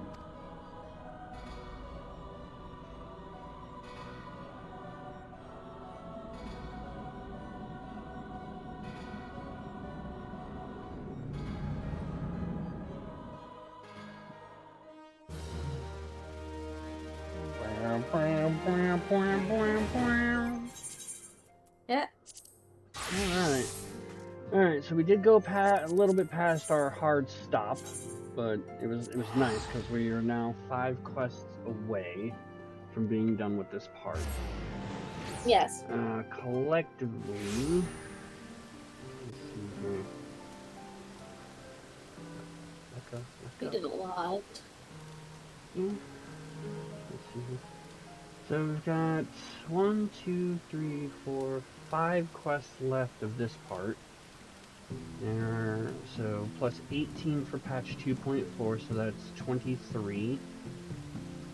There are 8 quests on Before the Fall Part 1, so that is 31. And then 16 quests of the final part, so that is 47 quests left. So figure maybe try and do like half and half next time. So we'll do half of one. So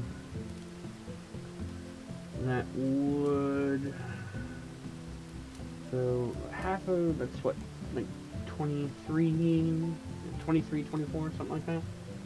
So 1, 2, 3, 4, 5, 6, 7, 8, 9, 10, 11, 12, 13, 14, 15, 16, 17, 18, 19, 21, 22, 23.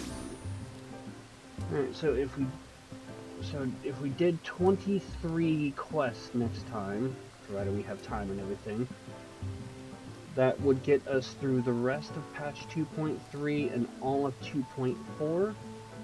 2.4 we do have a trial and a dungeon. And that would leave us with 24 quests for the last one, which only consists of a dungeon and a trial. So, and then in the final stretch there is a solo instance. Because I believe they changed that.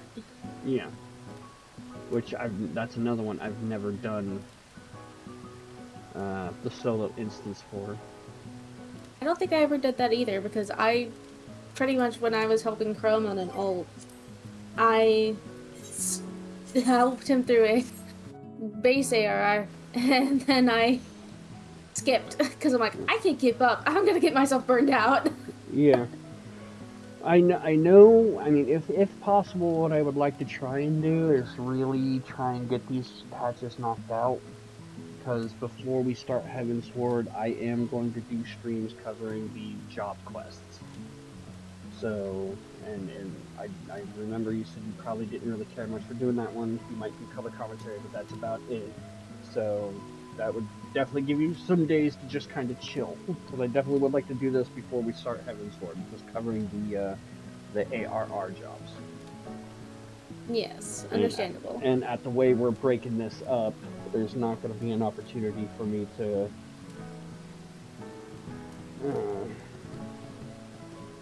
because this one will end the part, the next 5 quests will end the part, and then we load up the next part, and then I can't interrupt that one without starting all the way over, and I really don't want to do that, so. Well, starting all the way over from part 6, so. I know, we'll figure it out. I know that's going to be very cutscene heavy in part 1 and part 2 of Before the Fall. Because obviously that's the end of Patchwork leading to Heavensward, so.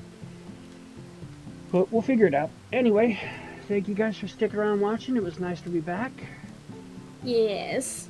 Thank you, Ishi. Ishi says thanks for stream, y'all. Thank you for stopping by, Ishi. Much appreciated. So, hopefully at the very least we'll be back next Monday to do more of the MSQ for ARR, hopefully. Like I said at the start, it's very important to take care of your mental health, and if Zel's not feeling very up to it, I'm not going to push her into doing it. Again, that also means that Chrono Trigger may or may not be back this coming Friday. Again, a lot of it depends on how Zel feels.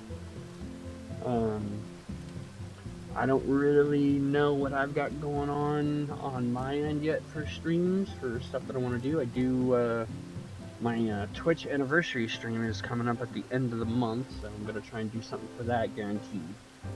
Honestly, it would be nice if we could have this finished up before then, so I could just make my anniversary stream be just like a whole thing, but we'll play that by ear. But, there may be some changes coming up in my job, so I might have opportunities to do more streams here soon.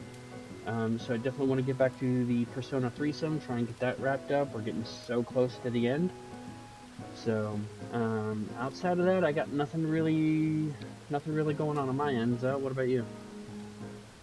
I'm just playing things by ear at this point. Yeah, holidays are done, trying to get back into rhythm, so.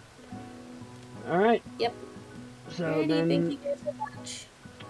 we love you guys. Happy 2026, and we will see you next time. Bye-bye. Yep.